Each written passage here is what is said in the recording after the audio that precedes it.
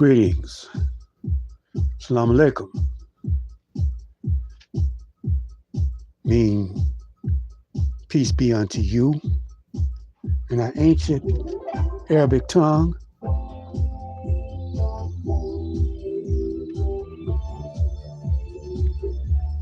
We're going to pick it up where we left off yesterday.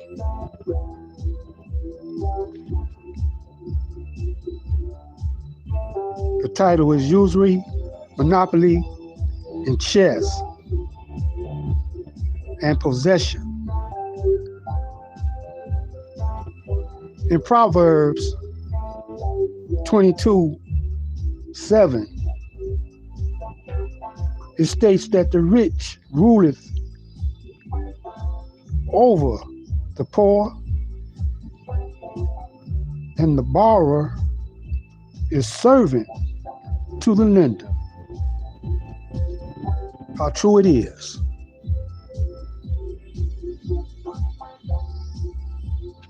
And in the Old Testament, Leviticus 25, 36, 37, but I'm only going to read 36. It says, "Take thou no usury of him, or increase, but fear thy God, that thy brother may live with thee." I might as well go to 37. "Thou shalt not giveth him thy money upon usury, nor lend him thy victuals for increase." You know, now, interest and usury almost mean the same thing, but interest, the word interest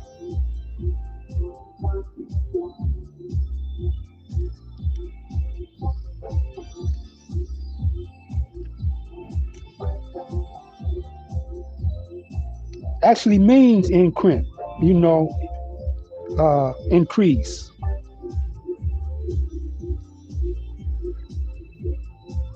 So if you're in a hole, trying to get out the hole, and you need some money, and you got to borrow some money, and you go to a place or a person that could lend you that money, get out the hole, and he charges you usury or interest on what he loans you. I don't care if the interest is a penny. It's still adding on to your debt.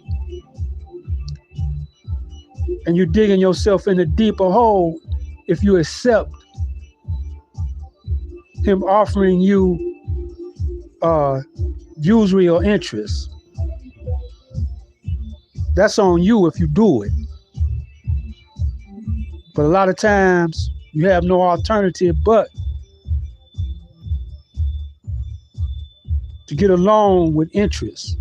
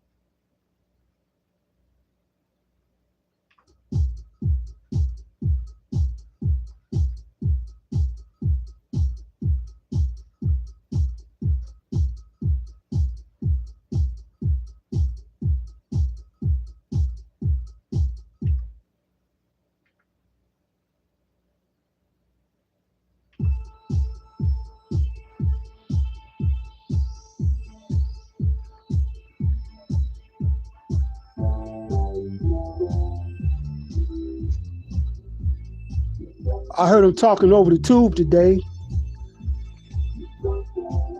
They say Netanyahu controls the U.S. president, the USA and the president.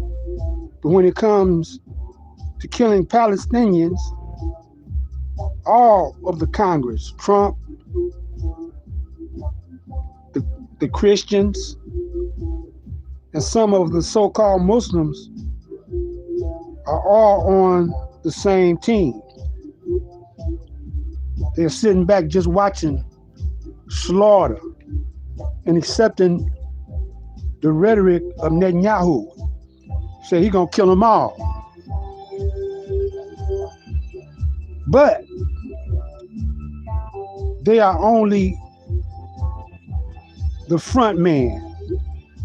Who is really in control, who is the great Satan, the king devil. It ain't Wall Street. And they got all those spin doctors that we see on YouTube avoiding revealing the real puppet masters. So they talk about Biden and Netanyahu and everybody else, but who is in the top seat of this war, trying to take over the whole planet? They don't want you to suspect the Federal Reserve and its controllers, circles within circles. So right about this time, I'm going to introduce the late, great Steve Coakley, the master researcher, the one who names the names. See, the game is the same. When I was this was back in the 90s, or no, this was back in the 80s when I actually met late 80s, when I actually met Steve Coakley. He was over at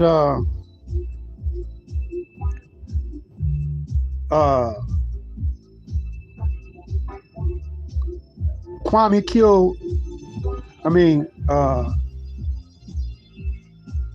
not Kwame Kilpatrick. He was hanging out with Kwame Kenyatta. He had a spot on Dexter. Kwame Kenyatta had a spot on Dexter that he used to invite important lecturers and brothers in the struggle.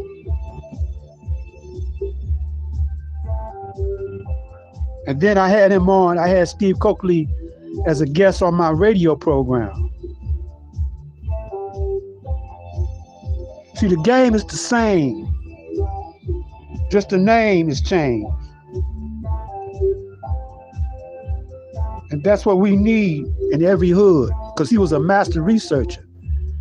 We need a research team in every hood, in your crib, in your churches, in your mosques and temples. You need a research team. See, y'all sit back, unless somebody do it for you.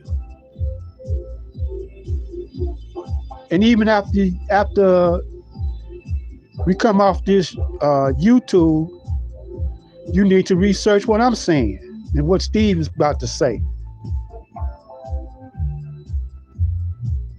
Because he's going to point out the boule.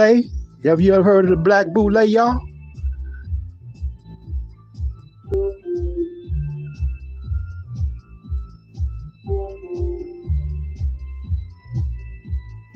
But then after we have a research team in the crib and on the block, in the community, we need a central research station. Unity is the key. So sit back and relax. We're going to start the program off with Brother Steve Coakley, the late, great Steve Coakley. He used to hang with, Farrakhan and them used to deal with him till he found out what was the deal between, he researched the deal between, the situation between him, I'm talking about Farrakhan and Brother Khalid. And then Steve, he found out, he said he was, he came right out with it and said that Farrakhan was an agent for the Jews. What?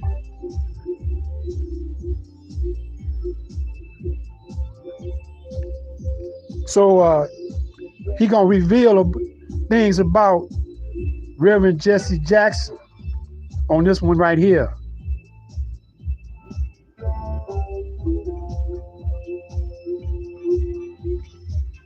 Al Sharpton, and also who used to research, that's controlling the financial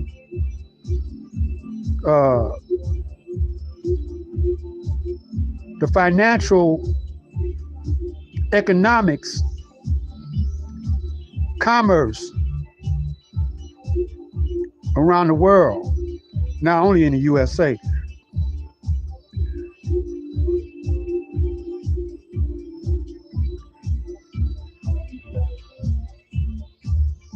Ladies and gentlemen, I give you Steve Coakley.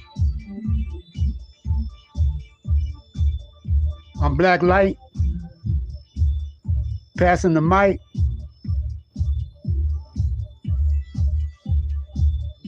Truth should be told and not sold. I got the flavor of the Savior and the kind of knowledge we won't get in college. Brother Steve. Maybe January 4th. Maybe January 4th. There was a Black Leadership Summit on voter participation chaired by Walter Fauntroy. And did they run that picture up here too? No, Wesley. And Al Sharpton and Dick Gregory and Joe Madison and Hugh Price of the Urban League and Ron Daniels and Martin King III and some congresswomen and Maxine Waters. They had a whole entourage of what they called the Black leadership. And they argued at some point over whether the election was robbed, stole. They went all over. They would not concur with the term coup. You see, if you say coup, you say revolution. See, we just saw the white revolution. They meant business. Gore was in on the white revolution. Bush was in on the white revolution. In fact, they were all in on the white revolution. The Nine Hoods, they was in on the white revolution. Some of you all, in fact, I kid his sister where she at. I got her on tape. Y'all come in my town. I got y'all on tape. Up there at the Supreme Court and stuff. I saw y'all up there. In fact, some of the UAM members were on the local news. And as I watched it that evening, I could see some of the people who were here right now in Westminster. You hear? She moved so fast, she missed her mark. She said, don't forget to mention you got me on tape. And then I seen in the room. All right. And it's kind of like how I felt when I was at the Black Holocaust Conference in LA. I just be around Black people. I don't get the feeling that what they say they saw, they meant they saw it. You know? It's like Holocaust conference and everybody argued over lunch, water, heat, sun. You think it wasn't a white man? That was the one who scared me the worst. Same with this election. People was real pissed off, you know. White man snatched control over 1,900,000 employees. That's how many people work for the feds. And the white boys, I watched them now. I watched black people and handicapped people and white people in the Jewish religion down there holding signs demanding for the right to vote or to be counted. Then in this other shot, I saw these white boys beating on the window, cussing, violently threatening people with whoopings if they didn't stop counting them votes. Now, did you see that? You saw that, didn't you? In fact, you even heard some people say, you know what, I stopped counting because they was beating on them damn windows. Now, there is no more of this tape back there, but for those of you who got the tape from Mystic 1580, you will hear them talk about that while the white boys was whipping on them windows, stopping other whites from counting votes that the court had ordered them to count. Say, if the court is good for you, it's got to be good for the other you. I call them both you because they tend to all act alike. So this court, this guys down front was some big Cuban white boys, Alpha 66, and they had guns on the street in Florida, holding people from going upstairs so the white boys can beat on the windows. You see, if you control the building, you order everybody out. You don't let nothing go down until everybody's out. Who throws them out? The police. Why do they do that? Because they work for you.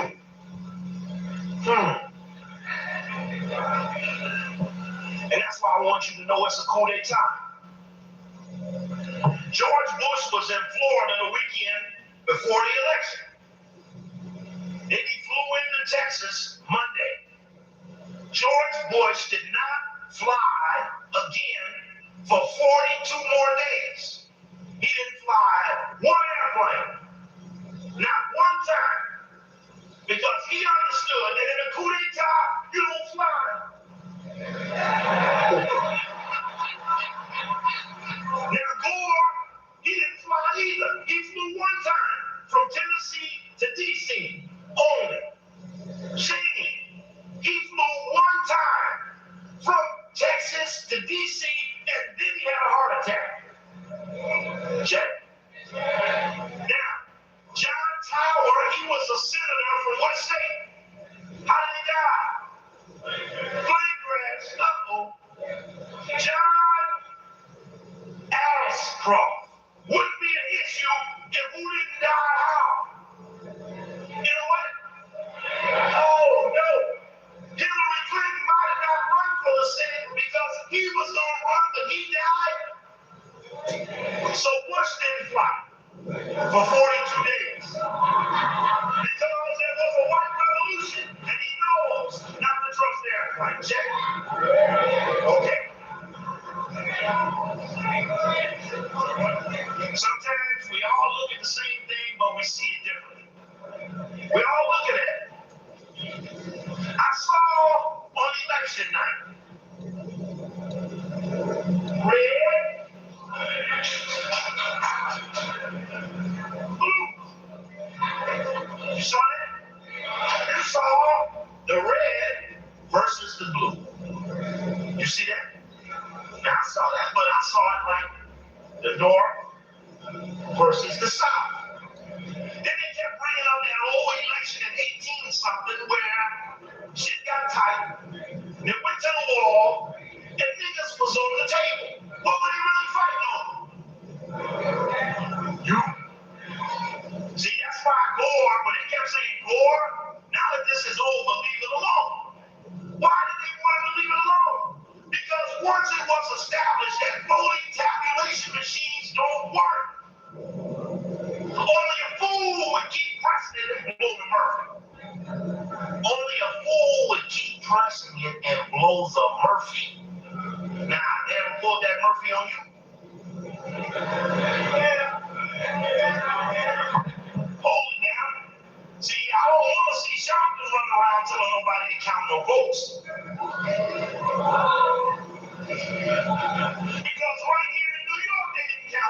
close. We shot the ran from there. But don't tell me Negro niggas you pissed, so you gonna go vote again. See, we're both looking at the same things and we're seeing it differently. So I say, well, I'm so mad, we're gonna really vote them out next time.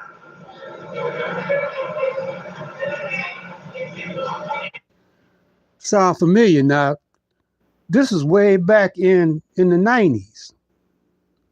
Sound familiar, don't it? Sound like 2016. Let's continue. No, but you see, you can tell me you understand what I'm saying, but pathologically, I got y'all on camera, y'all will do it too. I saw y'all down there at that building when it was closed.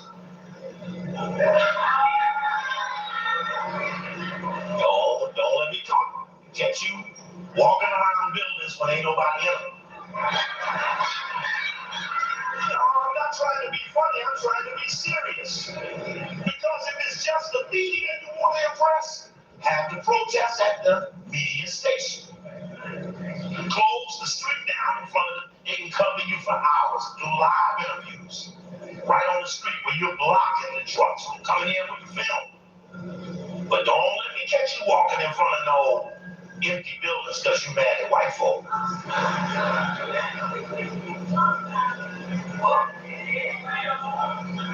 Now, they didn't understand what was going on with that so-called butterfly ballot. Remember that? There was a white woman who ran that particular county that put that butterfly ballot in it. Anybody know her name? Holler her name out. Holler her name out. She cost thousands of votes for Al Gore, and y'all mad. Let me hear you holler her name out. You so mad. What? No. Teresa LaPorte is the name of the white woman that created that funky little ballot that lost at least 19,000 more votes. Let me hear you say her name, Teresa LaPorte. Okay. Because unless you say the name, all the way down in Florida, somebody will say, and black folks mentioned your name last night in Harlem. Somebody gonna tell them. And that's why you got us called, because you want them to feel you without touching them.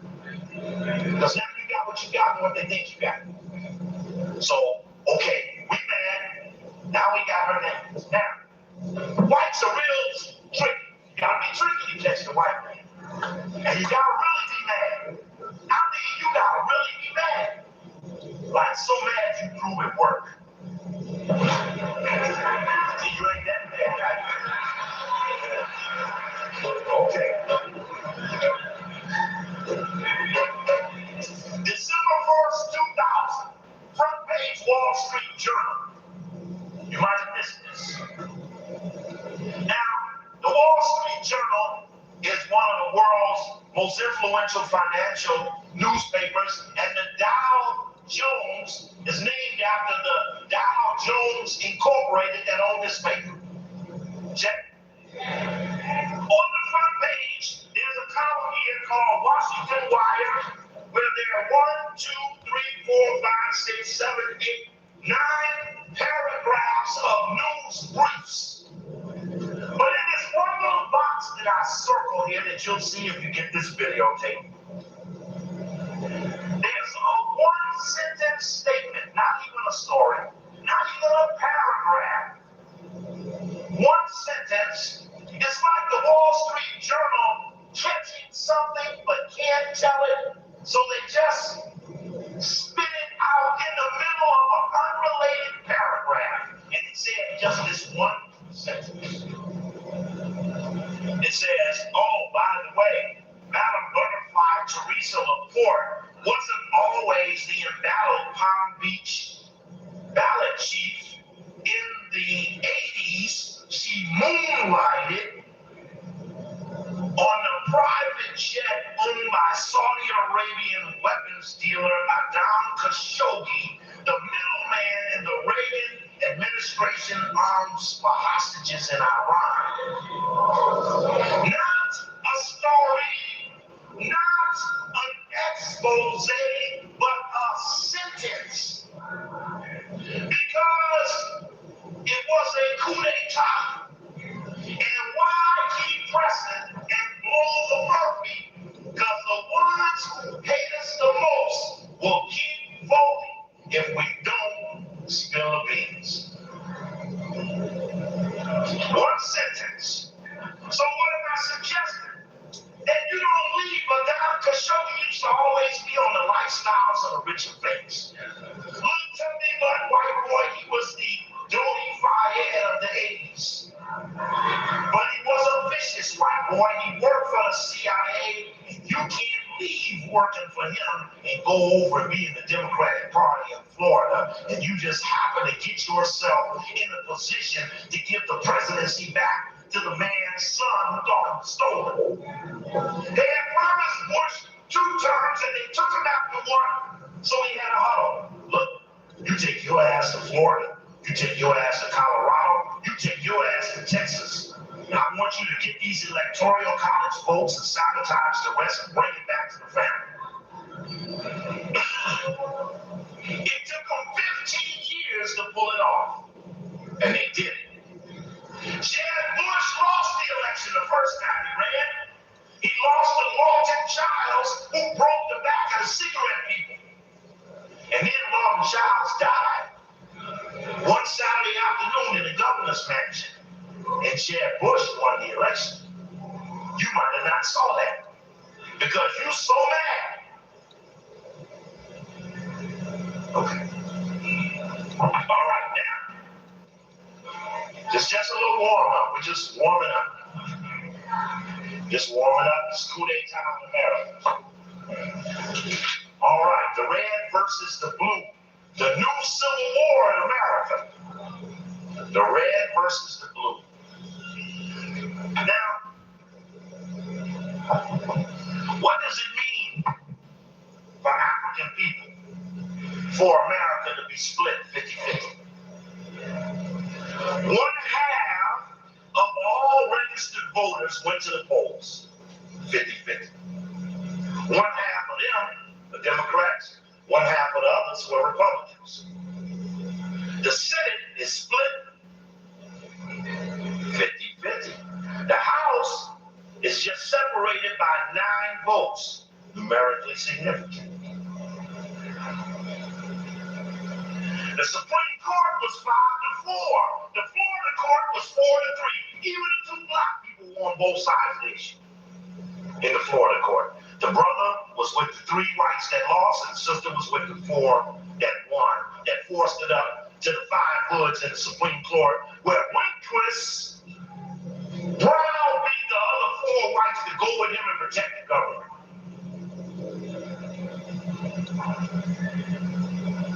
Now you got something called the Tower of Babel theory. The thought is that no matter how much you love them, no matter how much they hate us, whatever it is that they're building has gone as far as it can go, and now the whites are standing on top of everybody and can't understand each other. It's the Tower of Babel theory, and no matter how big Big Daddy looks like he is gone as far as he can go, now his Murphys are working in reverse. His Murphys are revealing themselves without you even hunting it down. This is a divine moment. But what does it mean for you if America split in 50-50? What did that put a conscious African people? You see, I perceive it's almost like the Red Sea. The water gonna split 2 ways. All you gotta do is be prepared to cut. No, something is gonna happen. Be prepared to cut. But cutting the bond will have to be done before the opening appears. Therefore, I stand to question those. As we stood at that voters registration emergency Negro summit, and when Eric Mohammed handed the flyer to Hugh Price, when I was talking about jamming the Boule and reviewing the Boule ritual book, which we did Saturday, which we're going to do tonight. Hugh Price, having only been there 50 minutes and didn't speak, took the flyer, looked at next to D. Gregory and the other of them, folded it up, put it in his briefcase, and stood up. Had everybody on the backside, I got to go. Took the flyer back out of his briefcase, folded it up, put it in his shirt, and left. Ellie Williams, who was the former Grand Sire Archon, who was scheduled to speak at 12, didn't show at the summit because it was heard that Copley and the others were ready to snatch the mics. If only the meeting could be strong enough at 9 o'clock, there were more of me and my friends there than there were of them, and they didn't start the meeting until 20 to 11 when they thought it was safe. Troy looks over and says, now Copley, I'm telling you, this starting no trouble. Looks over at Eric and I talk, what are y'all talking about out there? They just sweating whether we gonna snatch them in front of the white cameras. If the meeting hadn't been stronger, we'd have took them. It got so bad, then the word comes in that Jesse, the 430 speaker, ain't gonna show up. Oh, we was really waiting for him. But in the film, I heard him voice that says, okay, Jesse Jackson isn't gonna be here. Eric, well, how can you replace Jesse Jackson? And he did. And the point was, if we would have took the Negro leadership at that point to make a point about quit dilly-dallying with these hunkies and let them slap you in the face and turn to me saying, if the hunky hit me again, I'm going off. Don't tell me that shit. I don't believe you anymore. In spite of the Million Family March, the Million Youth Marches, the Redeem the Dream March, the Diallo case, police profiling, police brutality, in spite of it. I could call them down the list. In spite of all of that, the hunky still won. In other words, nothing came out. Didn't nobody accuse him of being skull and bones, not even one of the Negro leaders.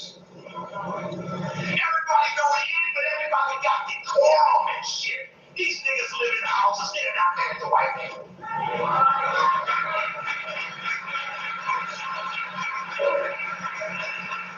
In spite of being a drunk, in spite of being stupid, in spite of vote for him, in spite of being in the secret society Skull and Bones at Yale, in spite of all them goddamn executions where they even went down there and had the man bang on Jesse, bang on Al, in spite of Jasper, Texas, in spite of the massive vote fraud, physical right abuse, in spite of the Seattle protests, the little IMF, World Bank, anarchist, white kid shit.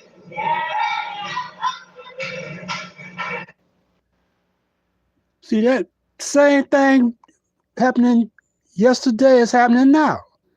You got all them black politicians, Maxine Waters still up there, you know, taking sides with the Democrats. They forgot what Biden did a little while ago, talking about this brother, using this brother as an example. Now, I ain't going to go back into that. I'm going to let y'all get back into this. But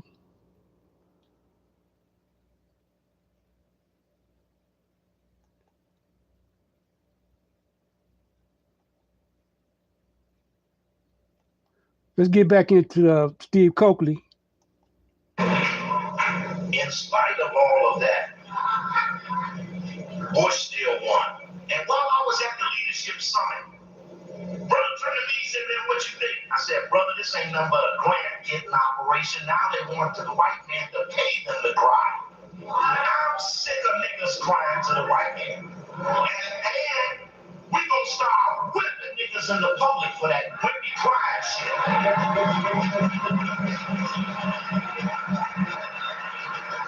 This nigga called for peace, still asshole.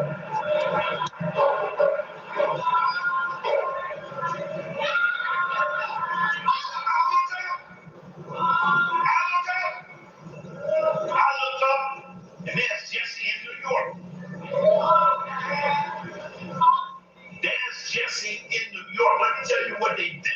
the challenge today. I said this, and they didn't print it. It's kind of odd they wouldn't print it because it was oh so true. When we were at the leadership summit, everybody kind of heard. I'm calling all the radio in the other cities saying, when these Negroes had this summit come January 4th, me and my buddies, we're going to take it over. Because we coming with something called the Righteous Black Mafia. Let me say that. Righteous Black Mafia. Okay. Now, say what we going to do? We're going to be chilling and killing, mugging and thugging for the black people.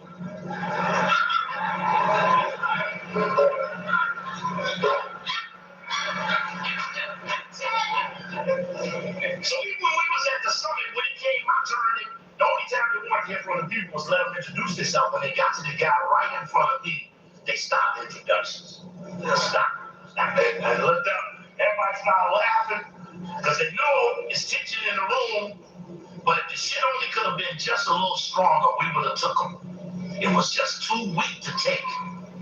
They were so baffled and rambling and babbling about going back to the white man court. Now, you're going to look up and lose at every court. And all they want to do is to prove how civilized they are. They want the white man to be proud how they stomach ass kicking. They want to impress them with their coolness under white revolution. No, I'm telling you, they work hard to prove that they're cool. They all live in mansions. So then I look up. Now I know all the Negro politicians have had their protests. Then I look up. I kept wondering, we in Memphis fighting for the Lord Jowers conspiracy trial, and Jesse, he up in Decatur, Illinois, defending 4 thugs from a street fight. I said, they must got something on this nigga. He acting strange. Being shocked him announced they going to Supreme Court testing, now he going to Tallahassee. That nigga acting strange.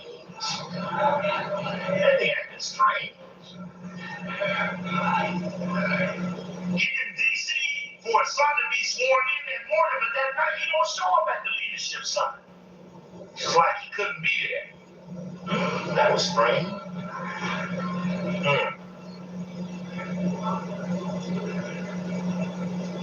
Then I looked up and saw Jackson in New York at a church. What was the name of the church he was at? Canaan Baptist Church. YT, oh my goodness, do that bring back some knowledge? YT Walker. Now you know, see, this is what get me now. I know YT Walker know Jesse was in on killing Martin King. No, stop now. Because when shit got deep at one point, and Jesse was mad at me for doing the King thing, he called Sharpton. Sharpton got worried, he called YT Walker. Sharpton came to me with the words from YT Walker about how to protect myself against a Jackson attack. He knew Jesse was in on the killing of Martin King. But he never had me in his church. Now I'm trying to figure this out. I love my man Al Sharpton, but he ain't never took me nowhere. But I saw they took him to YT Walker Church. Am I worthy to be taken? Do I have nothing to say? Do I not respect my family? And what the challenge didn't print it was, Reverend Sharpton, do I have to sin for you to take me with you to the church? Now,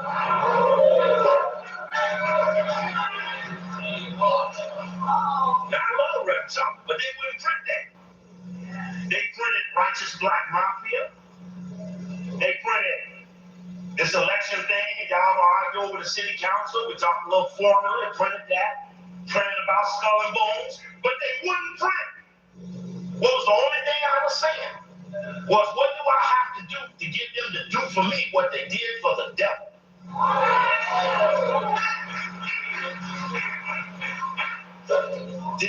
was here January 3rd.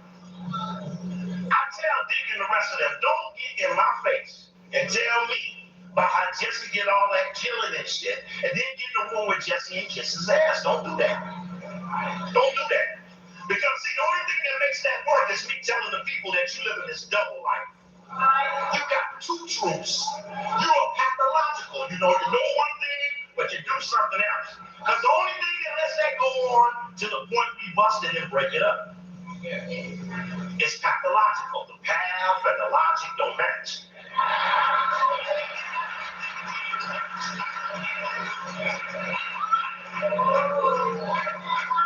Right here on this stage, I showed you Andy Young say the night before King died, he asked Ralph to make the speech. I showed Coretta Scott King saying it. I showed Ralph Abernathy saying it. I showed Middlebrook saying it. I showed Kyle saying it. Then I showed Jesse saying just the opposite on Meet the Press. He says, as you know, Martin told me to make that speech that night before he was killed, which was a lie. It was a deep lie. It was a lie festered after oncoming investigators, not of the white kind. See, you can get away from a hunky who's looking for you. He just cut you a new deal.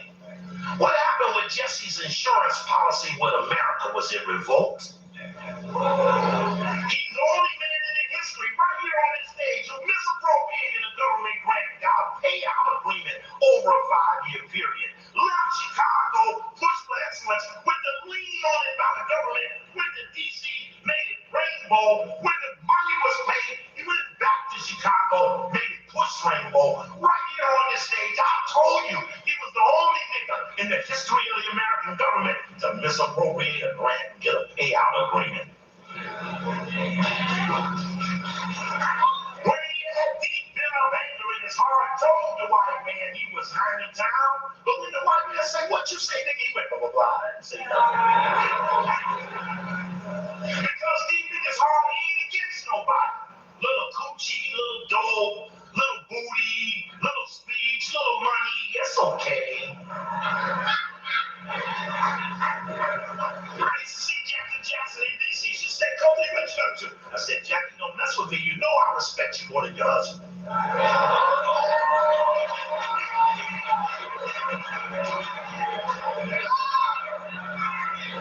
Right here on this stage, the first time I came to the Slave Theater, I put right up on overhead that we had broken in on a spy operation. Got me fired from the mayor's office, a spy operation coming through the United Way. In Operation Push, the NAACP, the Urban League, the ADL, the American Jewish Committee, American Jewish Congress, National Conference of Christian Jews, Human Relations Commissions, Federal Justice, Community Relations Department, showed it to you 3 times in fact. The nigga was a spy. Nigga called from Africa, wanted to file this report with the president. Rick Sharprock, National Security Advisor on the Bush said, file it with the ambassador. Right here on this stage, I told you the nigga was informant in Africa. The nigga was informant in his neighborhood in Chicago. He lied on Martin King in Memphis. He lied on his wife. His brother was not pardoned by Clinton, while Clinton was pardoned his own brother. Jesse lacked the courage to stand up for his brother Noah. In Chicago, Reverend Sampson had to stand up and put a full-page ad in the paper to beg for Clinton to free Jesse's brother. And Jesse's brother sent him a note to Al saying, "You're the only man, even in my family, to stand up for my right to get out of jail." Jesse didn't stand up for his brother because his brother committed murder. And some of the murders were for Jesse.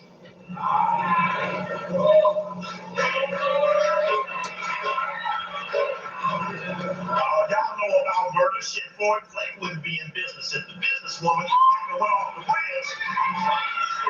No, JJ. Once y'all list all the people that got something on here, call them all the time. That's what's happening now. This is what's happening now. to take time one-on-one on the street level. I learned a whole lot about talking one thing and doing something else. I learned a lot. That's why I forever thank Alden Maddox, because it's Alden still in the room. That's all right. Alden is one of the best infighters, up close, beyond the TV screen. Just put both on really good. One of the best infighters. And Sharpton, I love Reverend now. And he was with us, but you gotta work him. You gotta work him hard. You gotta stick him. You got a problem. There's nothing wrong with that. There's nothing wrong with that, because honestly, people are doing a lot of things. So, too many things, but they're doing a lot of things. Now, a couple of weeks ago, Jesse was at Meet the Press. Jesse was at Meet the Press in D.C. And you can tell when somebody got something on you, because when things happen, sometimes you do strange things. I want to show you something strange.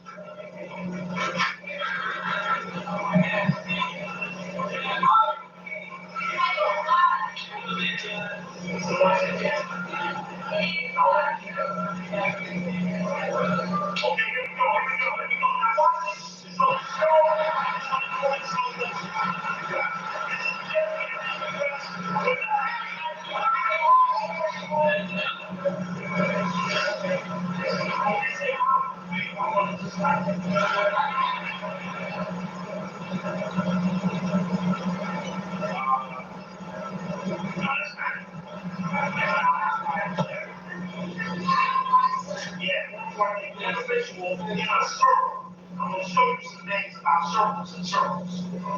You take that tape out. One says it's just a gesture.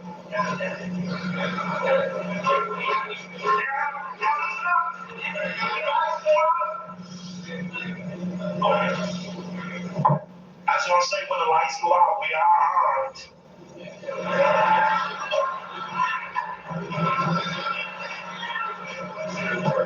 Okay, here we go.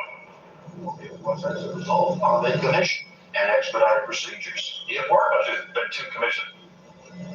Yeah, keep it going. That's all right. Set it up. Black, that's great advice. Hispanic White House counsel. Democrats had the presidency and never did anything like that. And that's good news. But Colin Powell comes out with a policy.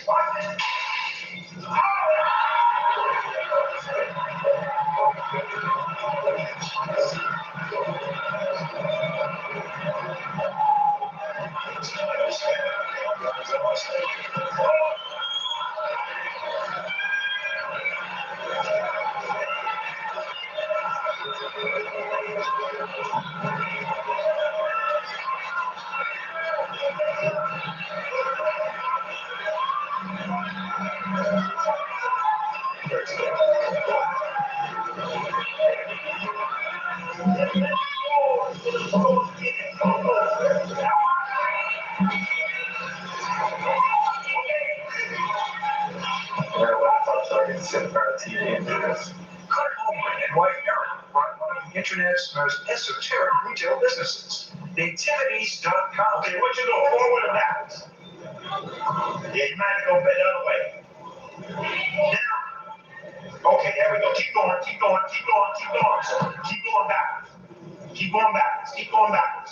Keep going to the first thing. Go to straight line.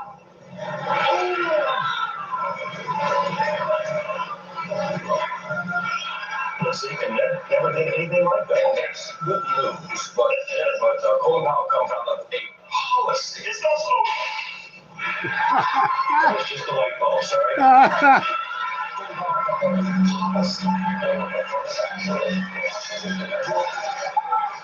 First time in Hispanic. He's going to slow those black Secretary of State, black National Advisor, Hispanic White House counsel. Democrats had the presidency and never did anything like that. And that's good news. But Colin Powell comes out with a policy. Watch. Colin Powell comes out with a.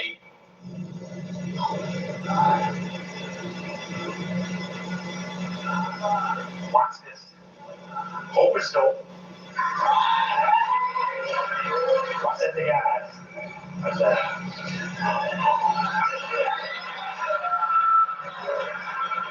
JJ always getting caught on tape.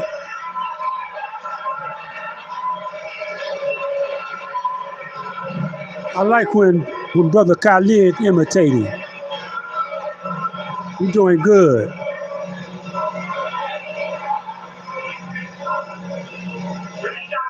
qualified and qualified and qualified. Back and equalize the fundamental the policy that made the way possible for Colin Malvix into the next generation. Surely he is qualified. Cornelius Rice is qualified. Gonzalez is qualified. Women are qualified without protection of the opportunity. Okay, that's good.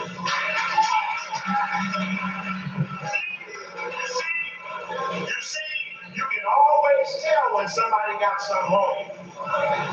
Because you can always tell when somebody worried about what they ain't told you. Now, okay, let's see. I know all y'all saw that, right? No, I mean you saw it now, but you saw it then too, right? You just see just what one tape will do.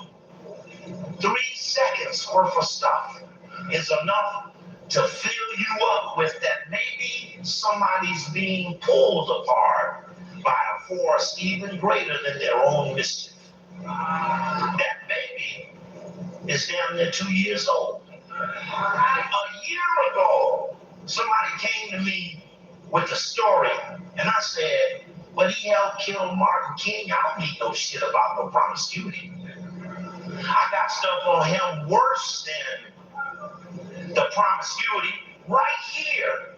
In another King lecture, we talked about why it was that the U.S. government propagated in the public on every opportunity they had to embarrass Martin King and his sex life. I did a lecture once, January 19th, 1997, called Homosexuality versus Promiscuity. And in that lecture, I talked about how Gay Hoover, homosexual, had an impact on Robert Kennedy, John Kennedy, and Martin King, promiscuous.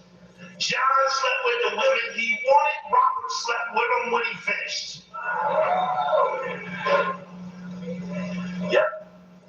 And that had an impact on America because they were all weak. And I try to teach the truth, not to let getting the booty be your guy. See, that's what's happening now. That's what's happening now. See, y'all young, y'all new school brothers don't know nothing about him. He was probably before you was born. But you brothers that was old head brothers, old school brothers, y'all probably, know about this tape. But it's good to review it and to introduce the new school to let you know that the game don't change. The game don't change. Everything changed, just the name. And that was the purpose of doing the lecture. But in the tape, it's carved as this locked in and frozen, and the words can never be changed. I said, Jesse sleeping with other women is not news. The news is the white man won't bust him for it. We know Roberta Flack saying to Jesse Jackson, Jesse, my bed is waiting for you. There's a hole in my bed for you, Jesse. Hold it down. Jesse got more kids out there. Ask Jackie Robinson's daughter, who got the baby named Jesse.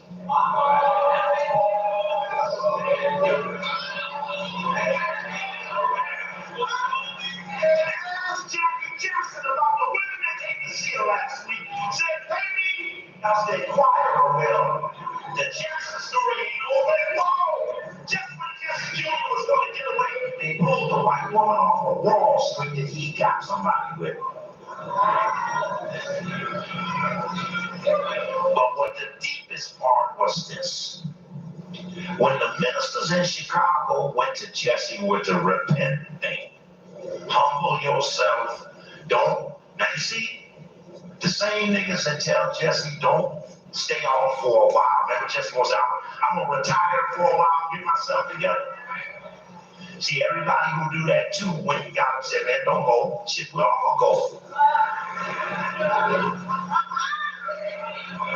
Somebody said, man, what are you gonna say? When they ask you at the Supreme Court about Jesse, say, ain't no different than that Newt Gingrich. He's the most powerful white man in America. But he got a girlfriend and his wife took him down. Shit, Giuliani wouldn't be good mayor now. And when they asked him, was you sleeping with Mary? He said, no, I ain't done nothing with Mary. But then his wife came out and said, her name was Sharon, damn it. We all thought he was a faggot. Still a faggot. Sleep with the police chief. He got butt cancer, as a matter of fact.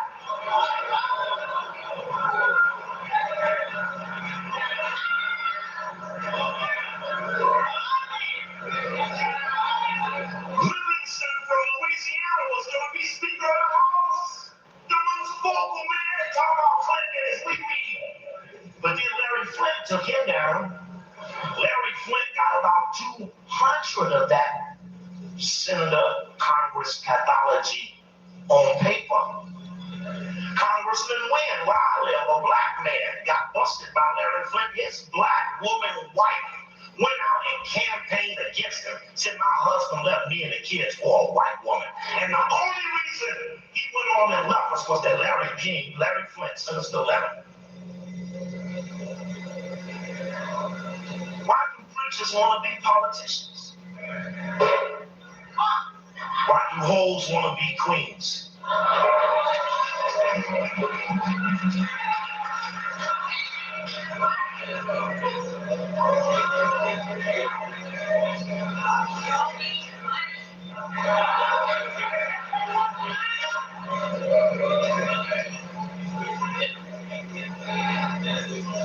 Jackson's promiscuity is not new to those of us from Chicago. But what do you think about that time right before the inauguration? Who's got the clock by which the Negroes' vitalities live by? Who calls the day when they're to be flushed into the public? Why was it the Inquirer and not the New York Times? They had the story. But the New York Times on May 24th of 68 exalted this nigga as the next great nigga next to Martin King. How would they ever write the story to bring him down after they pumped him up? But I'm telling these Negro leaders this. Nothing I ask you for should here to this day forward be denied. For the night you slept with that bitch Jackson, your ass became mine. No, now the point I bring to that is this. You see, if that's what they do, for what they say is effort, then it's what we're going to make them do as a result of what we caught them doing for Jackson. Jackson is an agent of the U.S. government. How could you bring him back from the dead? And poor Jackie, let the woman in her house. But that wasn't the first time. I remember the brother Fox, former policeman, White House detail officer, who drives me to the airport like he drives Jesse Jackson. Went to the airport that time to pick up Roberta Flack. Miss Jackson insisted on going with him. They sat in the back of the limo and never said a word. Roberta sang happy birthday to Jesse like Marilyn Monroe singing to John Kennedy at the press club that year. Jackie will tell you emphatically there will only ever be one Mrs. Jackson.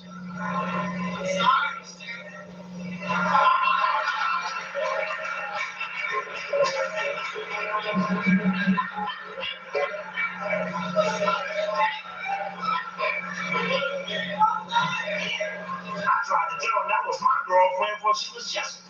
Nah, just a joke. Y'all see it? Y'all see it? Okay, I ain't sure what it is. All right. Okay, now.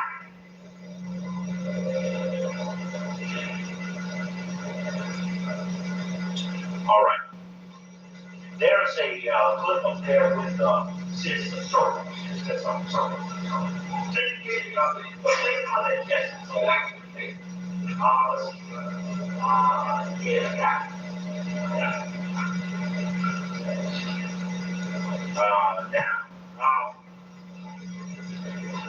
I have this theory that over time we have been trying to get to the bottom of secret society. Circles within circles, right? But we're going to that point now. Make a point.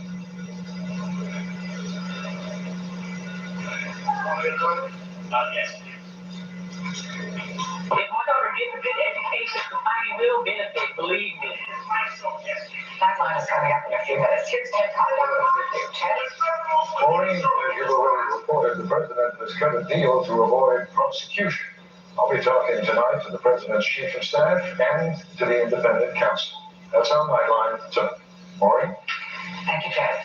Before we go, I'll look at a piece of history that's returned to Washington for the inauguration. And George... Oh, okay. Now what this is, let's get this on even worse. This is a picture of the Bible that George Bush Jr. was sworn in on, came from the St. John's Lodge of New York. And it was really weird. I saw the story earlier in D.C. of the Bible coming. They cut the camera at the waist of the men so you can only see the edge of their Masonic apron. Now, George Bush becoming president is secret society, the epitome of it. Oh, for those about that Jackson thing, that and a lot of this other circle within circle footage I'm showing you now is in a videotape back there called Election 2000. Also, there's an audio tape back there that either says debate or Masonic debate. There's a KJLH radio show where I debate a man who was a Mason, who was put on the Black Talk Show to kind of mess it up. And we had this debate, and then 2 days later, he was fired. Very important tape. Ain't but a couple of tapes back there. But this is the arrival of the Bible of George Bush coming into D.C. from New York. Secret societies come to the White House. Tomorrow, he'll put his right hand on a King James version of the Bible that's older than our country. The Bible is owned by the ancient York Masons in New York City. George Bush's father used the Bible at his inauguration, as did Jimmy Carter, Dwight Eisenhower, Warren Harding, and George Washington. The 234-year-old Bible arrived in Washington this afternoon by train. Go back. Let's read. In fact, let's go one more time. Let's do the whole thing one more time. So we're talking about early 2000s. Masons in New York City. George Bush's father used the Bible at his inauguration, as did Jimmy Carter, Dwight Eisenhower, Warren Harding, and George Washington. The 234-year-old Bible arrived in France. Yes. You're right. Coming in from New York. After I go to press the deal down those front yard. All four men to carry that little box. This guy here can barely walk.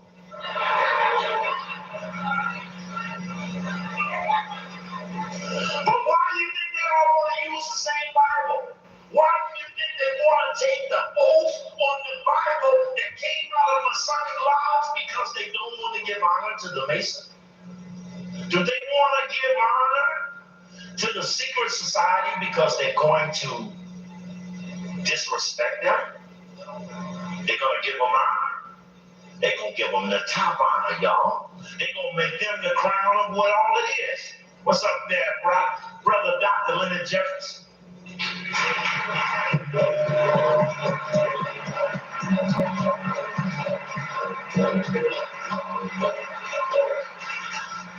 I'm gonna have a special show on Jesse just for you. All right, we can turn it back on. Now watch, I have this theory about circles within a circus. Have a good night. Turn the sound down a little bit. My theory is, now watch the circus. Watch the circles. Watch the circles. Watch the circles. Watch the circles. Okay, just let it keep going. Let it keep going. It's gonna come up on another set of circles. Keep the visual. And then just turn the sound down. Yeah, just let it keep going. Never said it. They had a bit of discussion. Let it keep going. Now, my theory is this. That the secret society, the circle within a circle, Carol Quigley, in his book Tragedy and Hope, told us that that society was working on formation of circle within a circle within a circle. And that when we got to the boule, we saw inside their urn was the circle within a circle. When we got their membership roster, I'm going to show you the cover. It's got circles within circles in it. I even got the little history book to the Devo Lake, got the little child standing over circles within circles. I have this theory that whites are demanding other whites to sign on or signature the circle within a circle pride. So everybody who's in on it will use the circles to show themselves. If you watch Nash Bridges, they'll show little circles as the opening around Nash Bridges. When you watch the football game, after the football games, I'll show you that when they announce the players, they show them rotating out of far circles. Because sports helps the white man keep society safe for the white man. Sports is the physical distraction that makes people tired from just watching it. I always ask them sisters, I know you ain't got no good sex after Sunday football. Because brothers be all tired. Someone say, no, not in my house. I heard Carol out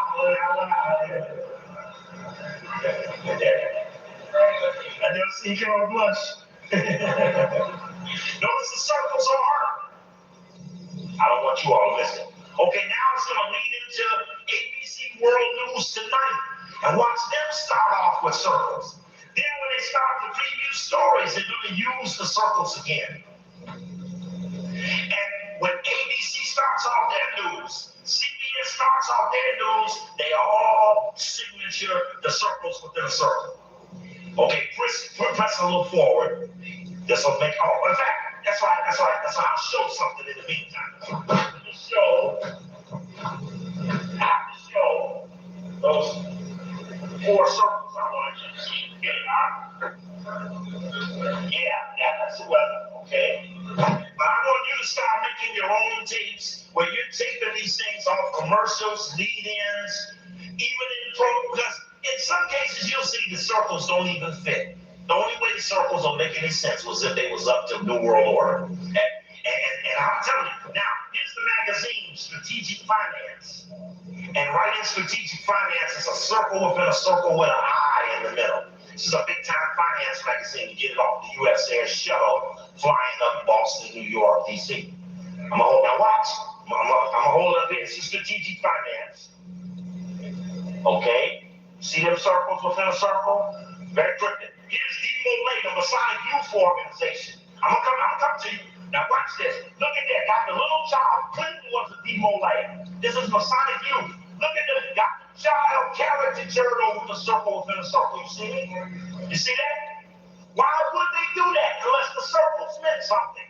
Why would a Masonic child be depicted around the circle within a circle? You see that? You with me there? Demo Lay. This is the Masonic Youth Organization. Circle within a circle. Now I'm telling y'all right now that the first thing righteous black mafia gonna do is strip Yusuf of his clothes, send him home butt naked, spank his ass real good, and tell him if he ever sells another bootleg tape, we're gonna burn one of his cheeks off. Now, when y'all see yourself running in naked one night, you say, you ain't meant to answer. Say, that's the righteous black mafia. They got, there you go, put the camera on. Make 70,000 with the Long Island train, make 170,000 off black people. Righteous black mafia gonna get you 7. We're gonna send him home naked one night. We're gonna spank his ass with a paddle. We're gonna send him home naked. If Leon with him, we're gonna do him too. We're gonna do strip Leon ass with him. Bust good. Got to take the mask. That's right, and New York is on earth, don't you forget it. That's right. This is my planet, goddamn. That's right, I'll whip you tonight. That's all right. All right. Okay. Deroulette. Okay, keep going. Fast forward a little bit. It's going to do the lead into the. Now, this is all election footage. There's Corrupt Mafia Daily. There's CFR Warren Christopher. CFR Jim Baker. Now, stop. No, 1 second. Slow it down. Jim Baker was the finance man for Don Khashoggi in Houston. Bought huge shopping centers down there. When Neil Bush went bankrupt with Silverado in Denver, it was with Don Khashoggi as bagman. It was Khashoggi that took the $5 million with Colin Powell and the missiles to Iran. And Khashoggi is the American business representative for Saudi bin Laden, the daddy of alleged terrorist bin Laden, who appears only around America where black people are. I'm suspicious. And the bombing of the USS Cole by Saudi bin Laden, who has the largest construction company in the Middle East, misnamed area, geographical area, Northern Africa. This misnamed continent Africa. This Adnan Khashoggi, business representative for Saudi bin Laden, whose son was financed by the American CIA in Afghanistan, blew up 2 African embassies, killed more black people than white men, bombed the U.S. coal in Yemen. I'm real suspicious because I'm watching a movie on Yemen. Never seen a movie in the history of America about Yemen with Samuel Jackson and Tommy Lee Jones, Al Gore's roommate at Harvard. What was the movie called? Rules of Engagement. About Yemen and the embassy. Never been a movie in the history of America on Yemen. The little white boy calls his mama Mexican from the USS Cole and tells his mama, we're going into Yemen, it's going to be trouble. The mama gets on TV before she knows her son is dead and said, my son said, watch TV, there's going to be trouble. How did they know it was going to be trouble in Yemen? And by Saudi bin Laden's son blowing up the coal, it made Gore look indecisive. And it helped Bush all over again. Because then he starts saying, their military. Okay, remember Wall Street Journal did a 1-sentence connection. All right. But I can't get these niggas to take me nowhere to say nothing. They get in the room and spend all day with misanalysis, leave the room, eat, go have sex, go back to pray to Jesus. Somewhere righteousness has its place. Righteous black mafia, in effect, just chilling, mugging and thugging on behalf of the black people. Now, the only way this thing is ever going to work is if we start terrorizing certain people who are picked for their symbolizing of the class. You must begin to start strategically punishing people who will tell other people that they will punish. We will never claim punishment. The righteous black mafia has things it needs to do. Black people need stuff done. Sometimes it has nothing to do with the law. And you have to be willing to do it with no glory and no fame. With not ever even drawing attention to yourself.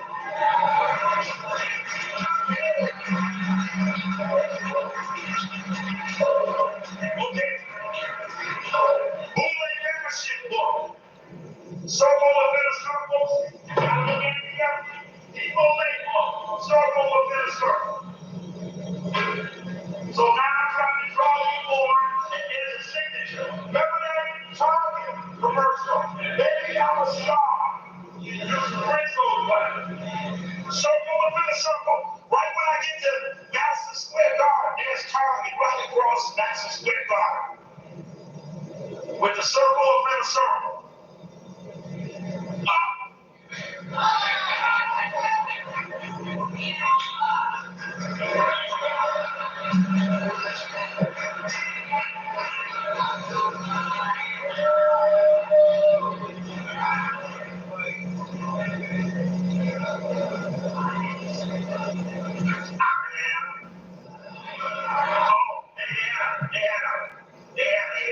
Eric's had a cartoon that the white people put out in Florida.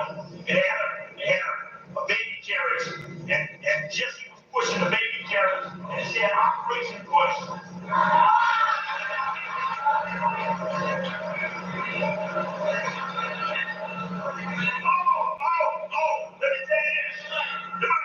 Let me tell you this. What pissed off the Black Ministerial Alliance in Chicago was having coming out to support Jesse's promiscuity. You saw Jesse do that little piece where he stood up and he said, and Jackie, after 38 years, we're still together. You saw that? Okay. What they didn't show was the sermon that he gave at Salem Baptist Church. In the sermon, it was about David and Bathsheba. No, about David. The story was about how David had impregnated Bathsheba. Sent her husband out to war because he knew he'd get killed. Tried to cut a covenant with God to save humanity. But God took the baby anyway. The ministers got mad when Jesse twisted the story to say, so you see, David may have sinned, but God kept David the king. Did it run already? It ran? Saw ABC News opening up? Okay, keep going. Yeah, that's the witch right there. Some real genius about her. Some almost unreal.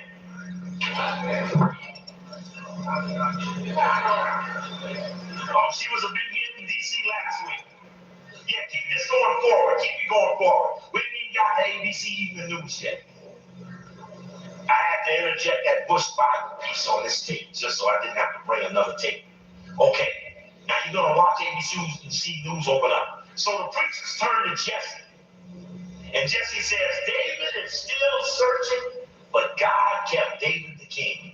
So the preachers turn to Jesse and say, are you suggesting that two people dying for your sexual appetite is worthy of you remaining the top dog in the black community? And Jesse looked at him and said emphatically, yes.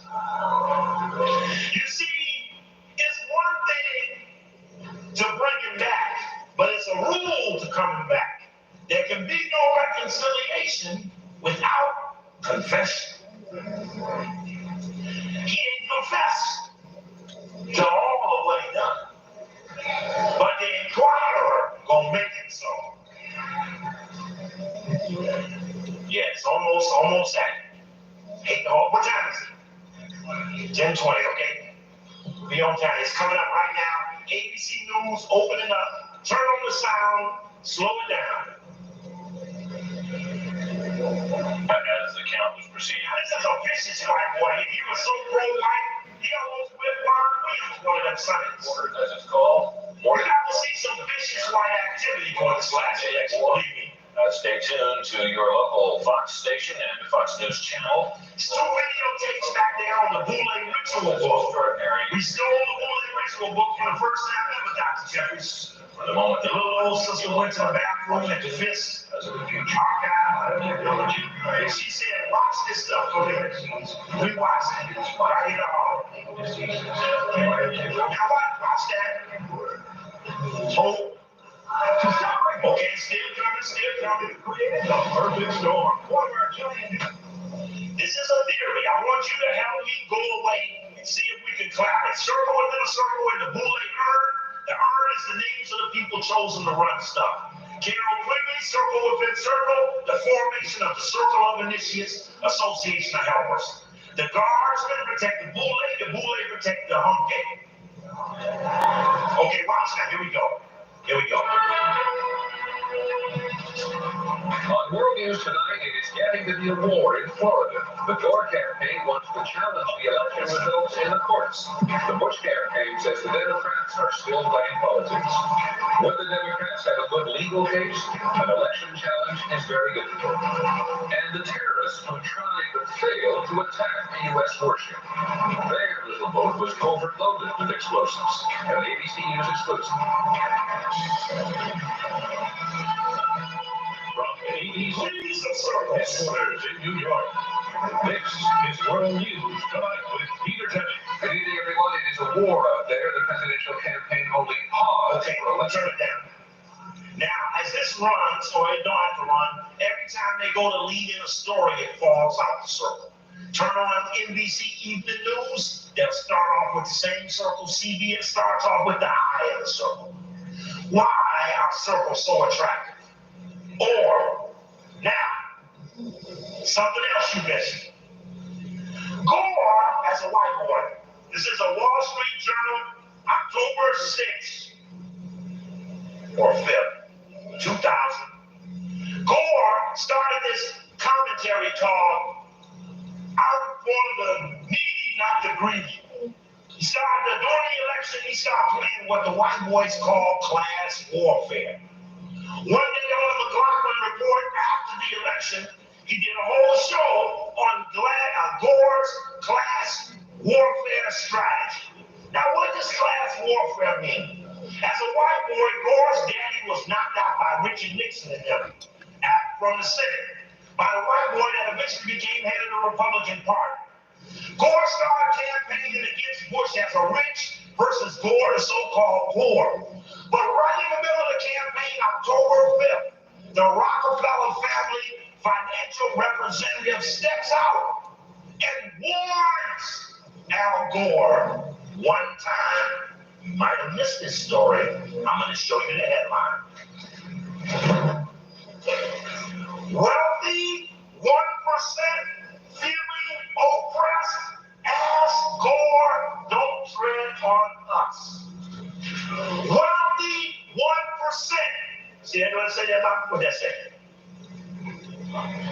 Wealthy 1% feeling oppressed. Ask Gore, don't tread on us.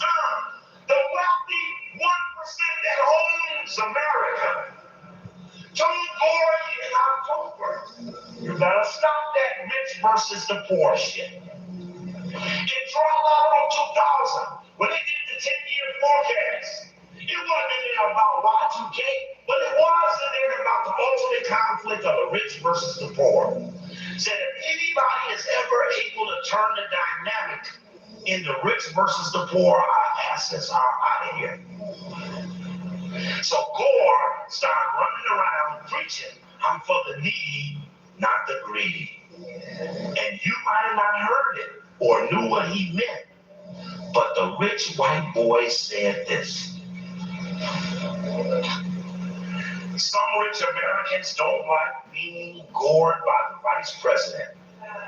During this week's presidential debate, Al Gore zoned in on one issue like no other. His assertion that Republican Governor George W. Bush would devote half the proceeds of a broad tax cut to the wealthiest 1% households. To be sure, there's nothing new about politicians' tax breaks for the wealthy.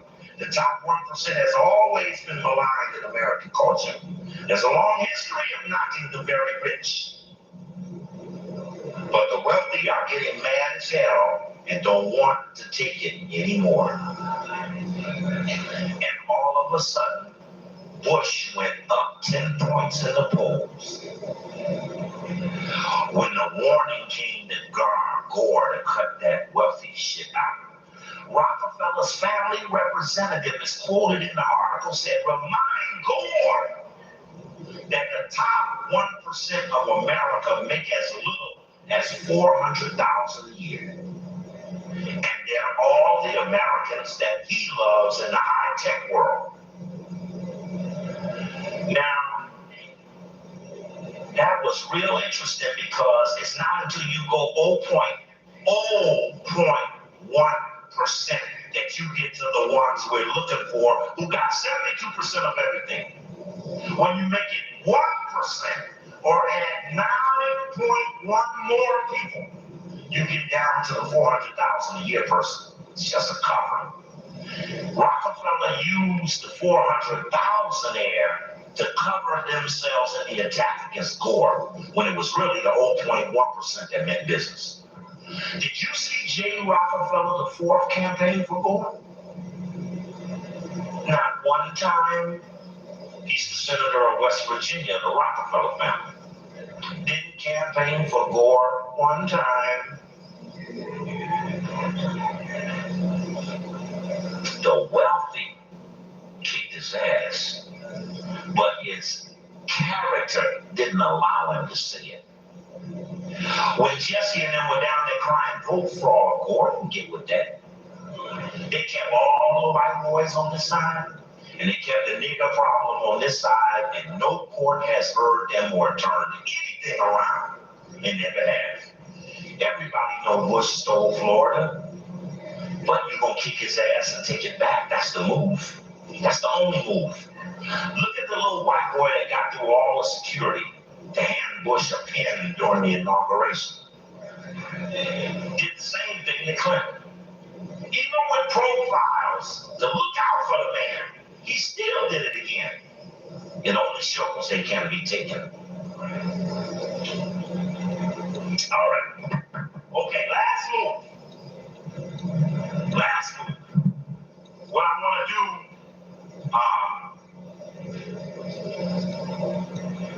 in this last move, is to read you a little of the ritual book of Sigma Pi. Now, the reason I'm reading you a little bit of this ritual book is because it took us 10 years to steal it. One more thing about the election. You all do know how Ralph Nader got started, don't you? Common Cause was started with a $500,000 grant from the Rockefeller Foundation. Nader is Rockefeller's man. The script was to pull Nader out. But when Gore stopped playing the wealthy thing, they pushed Nader's ass back in there and didn't pull him out at all. In a real revolution, Nader would have been shot in the face. If it was my election, I'd have shot him in the face. Because if I was going to take the government, I'd have been willing to take it by any means necessary. I don't know all this Kabila thing. I saw they put Kabila in the front part of the article. That's the least I said about anything. Because I can't always understand everything when I can't talk to nobody directly. If I can't talk to nobody directly, I don't understand it. But I am often suspicious that Bush would meet with Kabila's son when he never liked his father.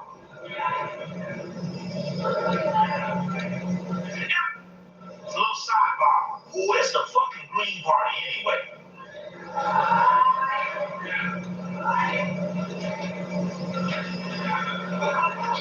Oh, you know, they had this little protest in the Senate. And they wanted the black congressman to get the signature of one senator. Did you see that? They tried to get the signature of one senator. Maxine Waters and them were protesting, and Gore said, well, the signature does make it. I said, why did they ask for a black senator to sign the thing? Sure, she's married to him.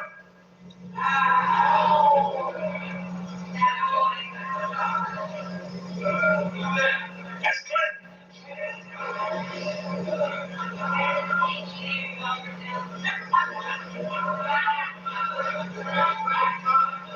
That's Clinton. Shit, she the black senator of New York. What you talking about?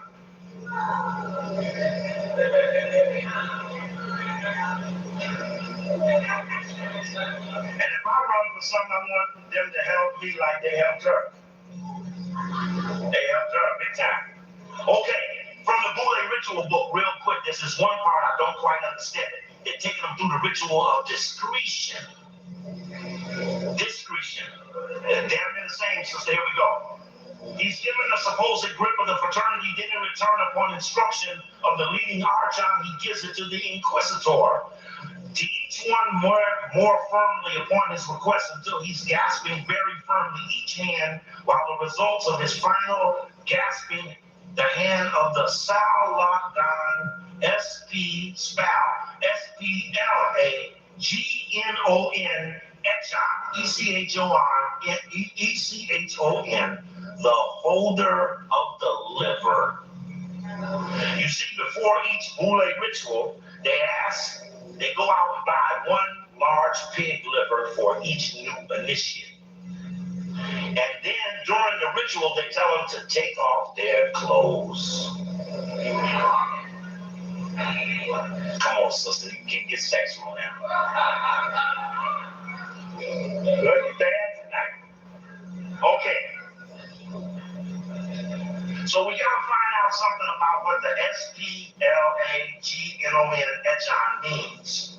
Because that, the holder of the liver, something when they take their pants down, they got the blindfold on the ritual. So the guy's blindfold, they say, get this guy a handshake. So they give him a handshake. They get this guy a handshake. The third guy they go to get a handshake to got the liver in his hand.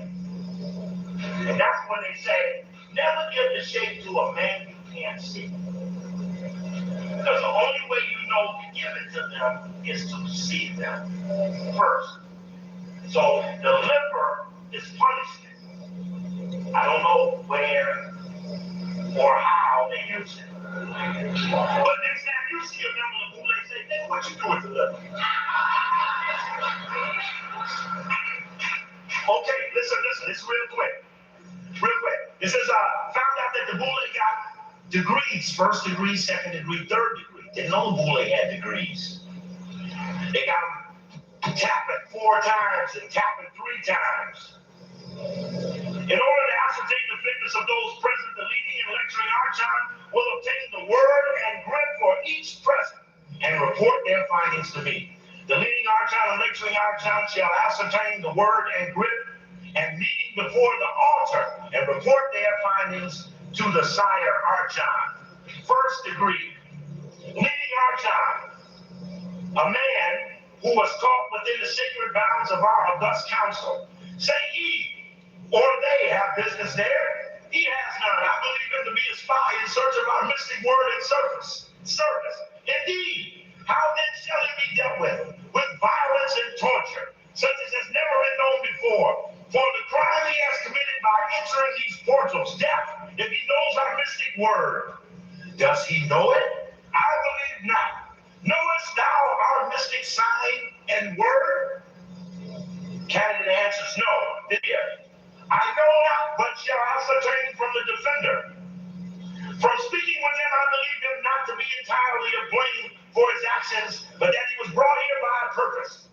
If that is true, lead him to the altar and be bound by the sacred oath, and let him kneel before us and take the ritual.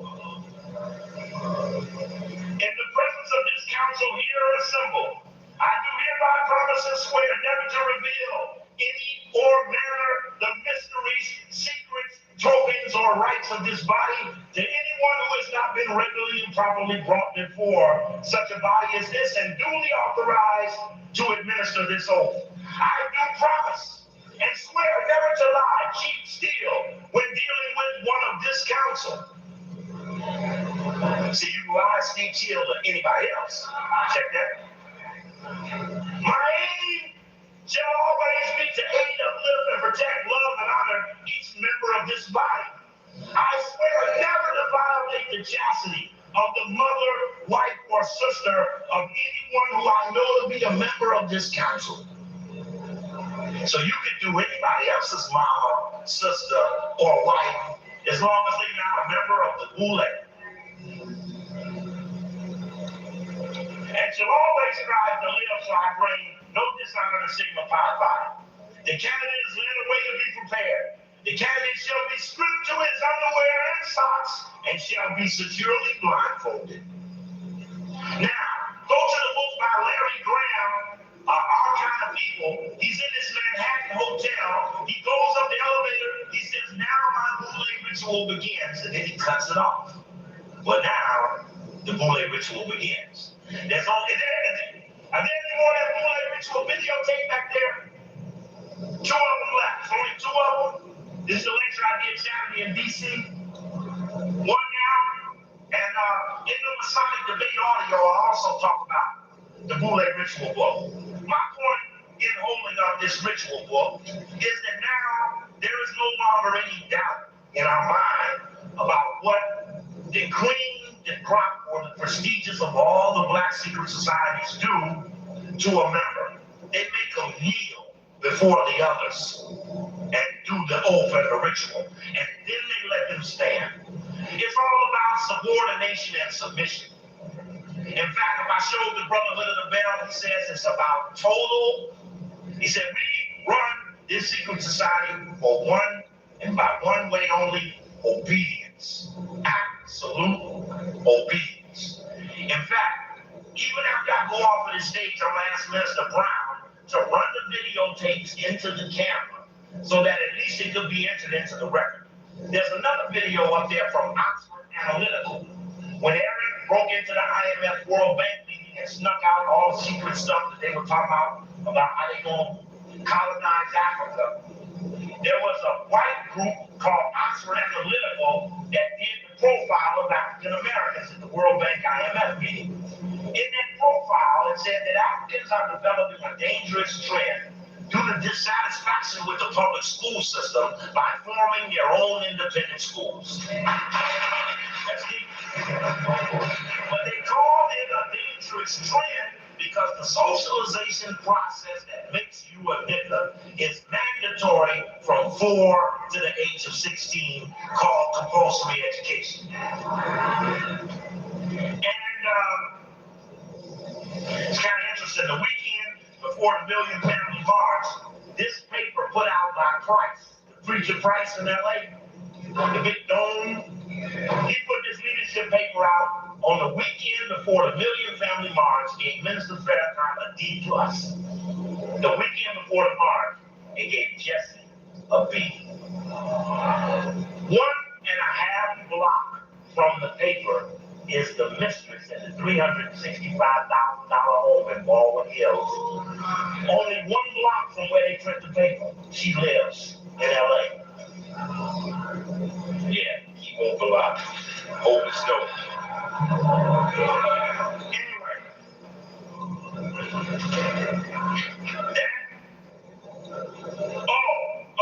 don't let me talk about the 200 black ministers out of Chicago that were flown to the inauguration in D.C. Lysel Taylor, T.L. Barry. You don't want me to read the names, but the key thing is some young moon paid the bill, and the only Bush cabinet member that was allowed to go in the room with the 200 niggas was Ashcroft, and they made the niggas cheer for him. And you're going to see that tape on a commercial. All these nigga preachers cheering for Ashcroft. Ashcroft, where the hell is his name? Ashcroft.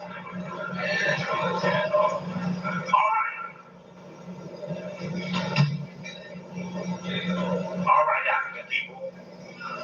I appreciate having the opportunity to be here with you tonight. I've been warned we can't pay no overtime tonight. But I appreciate the opportunity. Minister Brown is going to run the tapes. Oh, yeah. This is from the movie The Brotherhood of the Bell. I can get anything I want. In fact, I think, Mr. Brown, this one may have to be rewound. He's going to run the tapes into the record. I appreciate having the opportunity to be here with you. Lydia Jeffers, where's Brother Lydia? She's sitting back there. Oh, over the corner. I love you, brother. I appreciate you, Mr. and Mrs. Maddox, UAM.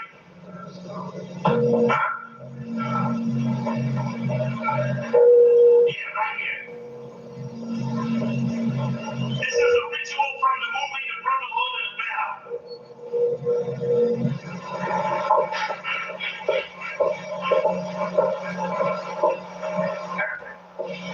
Are you spending the day in San Francisco? No, I have to make the afternoon volleyball. It's okay, really. I thought we might have lunch together. Over the way. Drop in at this address before you leave. Oh, Don't leave, black people. Don't leave. Oh, yeah. Right to the door. Keep going. Roll on. Keep it. Let him complete this. This is major information is inside your mind. Hold on. it's going to take getting used to. I mean, being a brother. Oh, you have my home and office number, don't you? You would still find it incredible that I could get anything I want. Anything a man could get. Money, privilege, and a destination. You know, it just occurred to me that we're part of the establishment now. Not all. But what you got there? The establishment. Before you do it, ask my son. Yeah, go ahead, ask my son. They do the ritual in a circle up in a circle.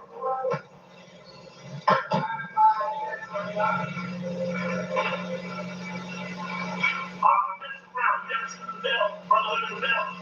This cop.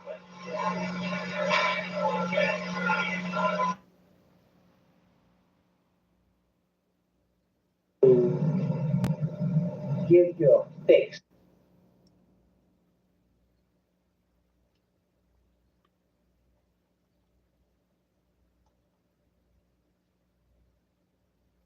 Since I started to continue the works of my brother, which would clarify me keeping up the works of Master Farad Muhammad.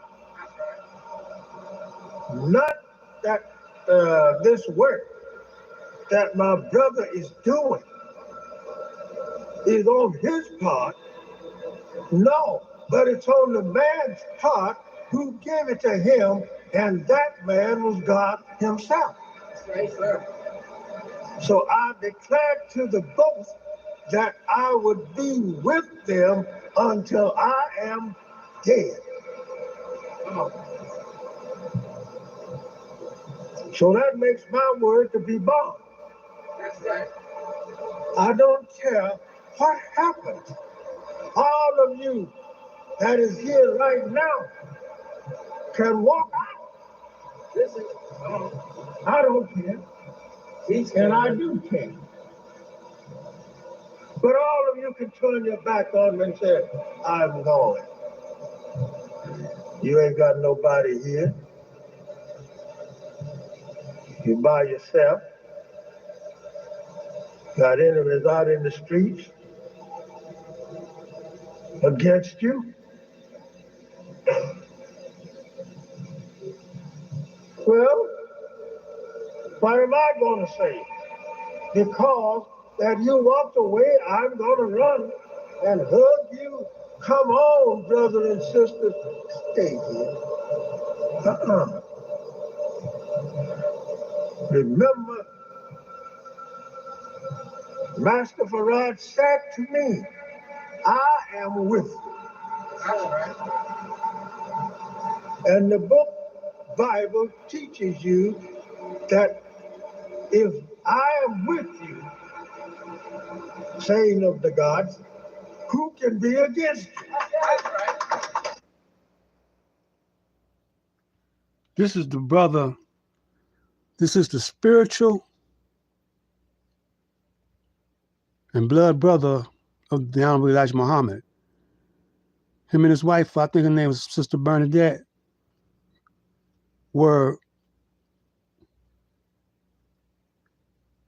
she was the secretary that wrote out the Supreme Wisdom back there in the 30s. This was the last brother I studied up under. And we had a show on the radio, WHPR, Journal of Truth. And the other one was Mind, Body, and Soul.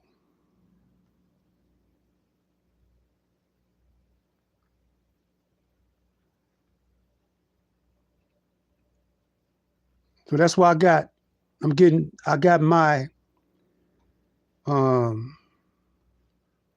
knowledge from him about Master Farad. He told me, I asked him questions about Master Farad because he was back there with him.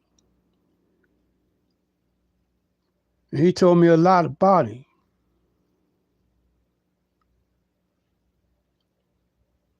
And I was convinced that Master Farad Muhammad was the supreme being. Allah and the person of Master Farad Muhammad is the supreme being. Though unseen, I still believe he's with us.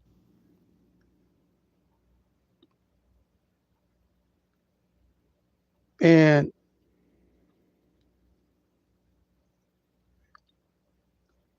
I was in a meeting with Khalid, Brother Khalid Muhammad, and Supreme Being. Supreme Minister was there.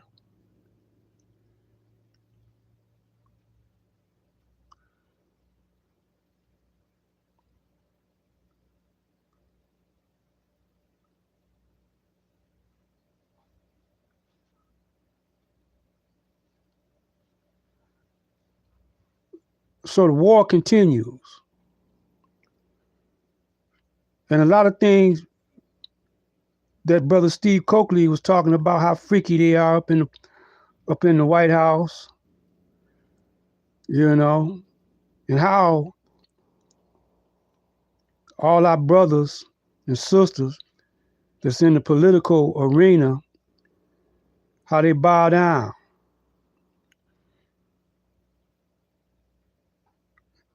Now we in a year, in a few more hours, 2024, where there might not be no elections.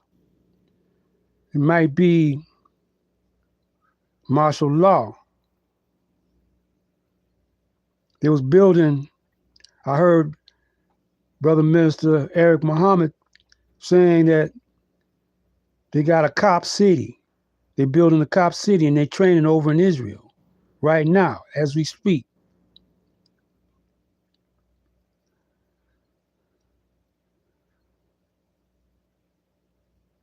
So the circle's within a circle.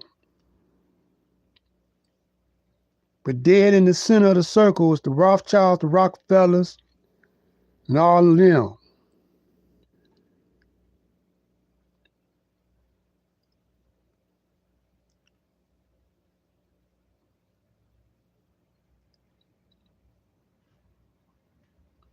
So we're getting ready to get out of here.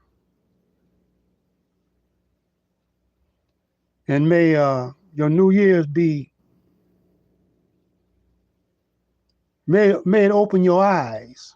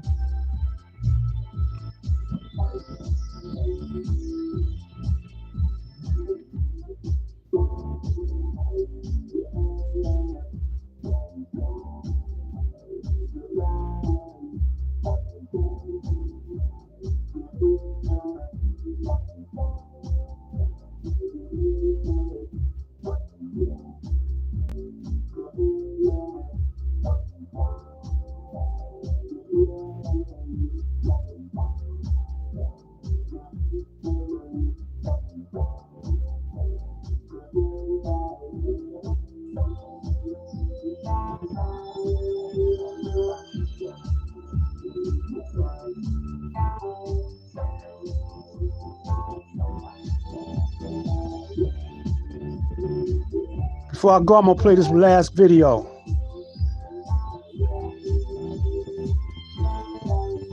When he broke away from Mr. Muhammad, because he wrote the book Why With Mr. Muhammad. It's my pleasure to be in the home of the Honorable Elijah Muhammad, leader of the Nation of Islam, Muslims in America. Mr. Muhammad, I have a series of questions I'd like to ask you concerning the Nation of Islam, about the Muslims in America. And I'd like to start off by asking, I think, to once again, to reinforce the many things that we've heard about the Muslims, precisely when the Muslim started in America, who started the Muslim movement in America, and how long ago has it been? We started in 1931. Actually, we are not the organizers of Islam. It was God himself in the person of Master Farad Muhammad, to whom praises is due, of whom the Bible and Holy Quran predicted. Master Farad Muhammad taught me Islam, and that was not with the word joining that was used. After he taught me who we were, it was not the question of joining, but accepting myself and what I had lost of myself by being kidnapped by the white people and brought to this part of the earth. What you're saying is that Islam is basically the true religion for black people. It is the very nature of them. It's not a religion. Islam, we refer to it as a religion. And that's the Holy Quran. I give to you, God says there, religion. I have completed my favor upon you and choose for you Islam as a religion. Not that it's a religion. It's the nature of us. Well, then also that leads me to the question then that, do you feel that the relationship between the African and Africa, the blacks in Haiti and Jamaica and America, this would be one and the same? They're all brothers, aren't they? Every black man under the sun is brothers. I don't care whether he live in America or live in Asia or Africa or in the islands of the Pacific or the Gulf. Mr. Muhammad, in another area, it's been said that the Muslims in America, and I'm speaking primarily of the black, generally do not participate in politics. Now, is this something that is true, or do Muslims participate in politics as a voter, as a participant, as an elected official? Muslims have politics, as you know. In the Islamic world, they have governments, and all governments have politics. But the politics of the Muslims is different from the white people's politics. In a way, they base their politics on the Quran, the law. They get it from Quran to run their government. Here in America, we are not yet an independent people here on any land at all that we can collab on. This is what we are asking for. We're asking for land of our own. Well, did you feel that, I was speaking primarily when you mentioned the black man in America should find some place where he could set up his own nation. I was thinking of a large area where all of us could go to be in the Nation of Islam. You'll find that on the last page of Muhammad's Speak newspaper, where that we have learned that we cannot get along with the white man in peace, and the white man have the privilege to separate us. But So let me make sure you understand what he's saying. See, he's not begging the white man for land. What he's doing is the white man owe us 400 years of slavery, reparations. He reneged on his promise of reparations. He's not going to give it to you now because he's fighting a war. And he's getting, Allah's chastising him through the weather and other things. But we don't know the workings of Allah.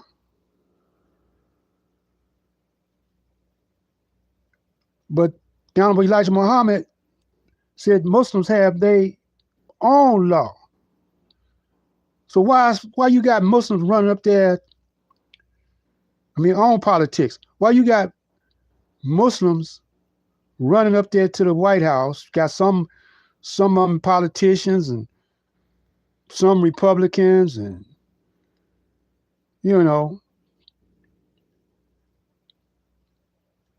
all we doing is aiding and abetting the devil, Shaitan. And I don't care if you're a black Christian or whatever, you're a Muslim. Now, a lot of y'all can't understand that. Muslims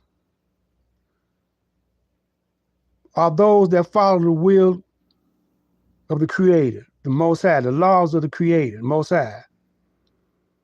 The same laws that Moses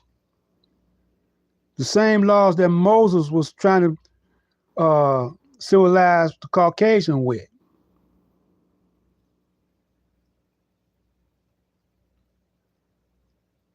I comment after the Honorable Elijah Muhammad. I want to say something about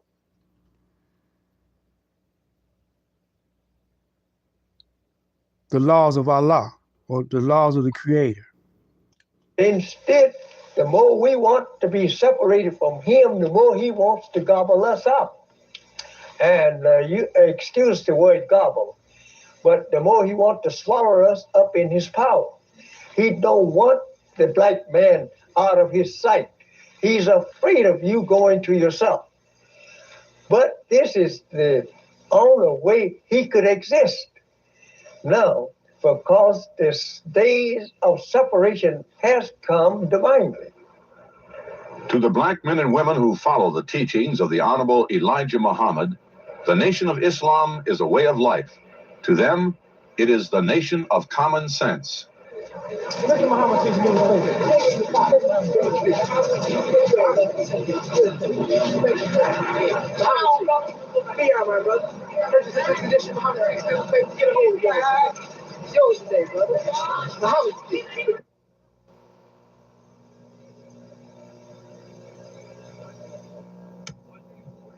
One new point. As I was saying, if you really want to get some real research on the seals in ancient Asiatics, here's some nice books to do the knowledge to right here. Like I said, this guy did some real research. Now, he's a European, but, it is what it is. He did the research. I read the books. And that's when I started discovering how old and ancient the word seal is and how old an ancient button. So button would be the modern term for seal. A seal could be put in, and now they wore these seals on their coats. They made, they had them in various places, like maybe they had them such as in the military, they might call it a trophy, or they may call it in rank also. Say you did some great feat and they gave you a medal. That medal would come in the form of a seal, you feel me? I'm going to show you some more research on the terminology of button or the word seal, as you can see. So brothers and sisters, emphasizing research, emphasizing have a hood research, a team of researchers. That's the only way you're going to get to the truth. And you got to get books that are not normally promoted by the white man. A lot goes into research.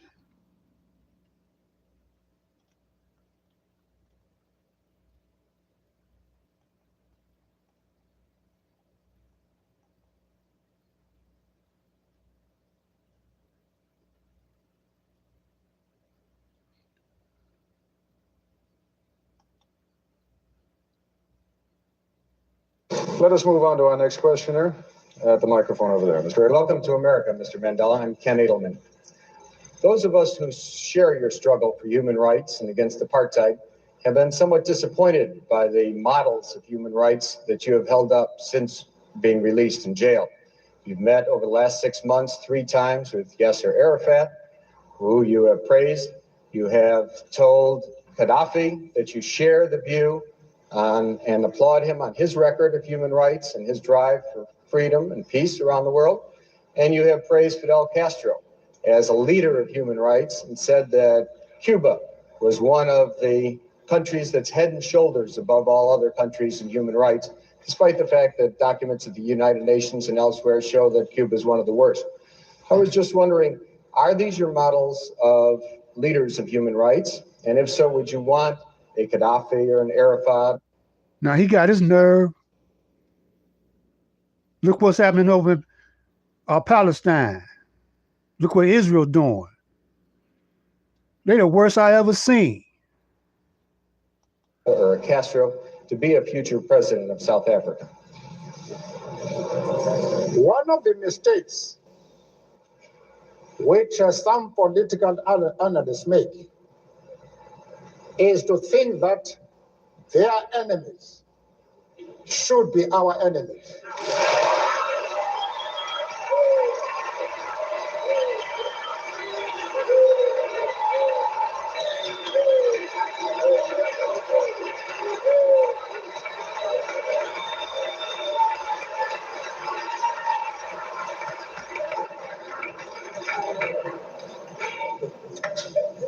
That we can and we will never do. We have our own struggle, which we are conducting.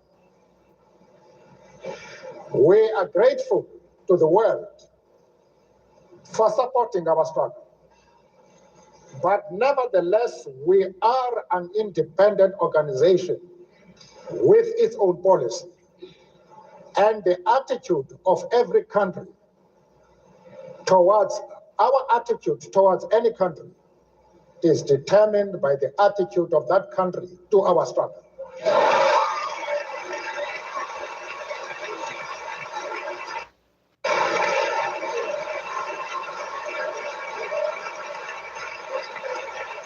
See Harry Belafonte, the late Harry Belafonte, Yes, sir. R.I.P.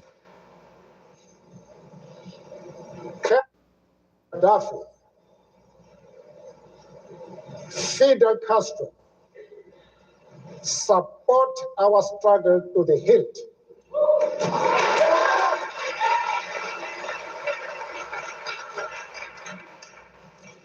There is no reason whatsoever why we should have any hesitation about hailing their commitment to human rights as they are being demanded in South Africa.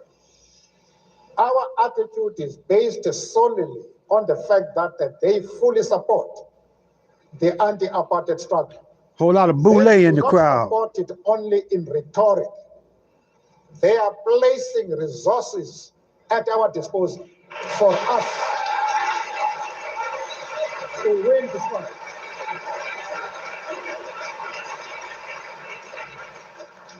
That is the position.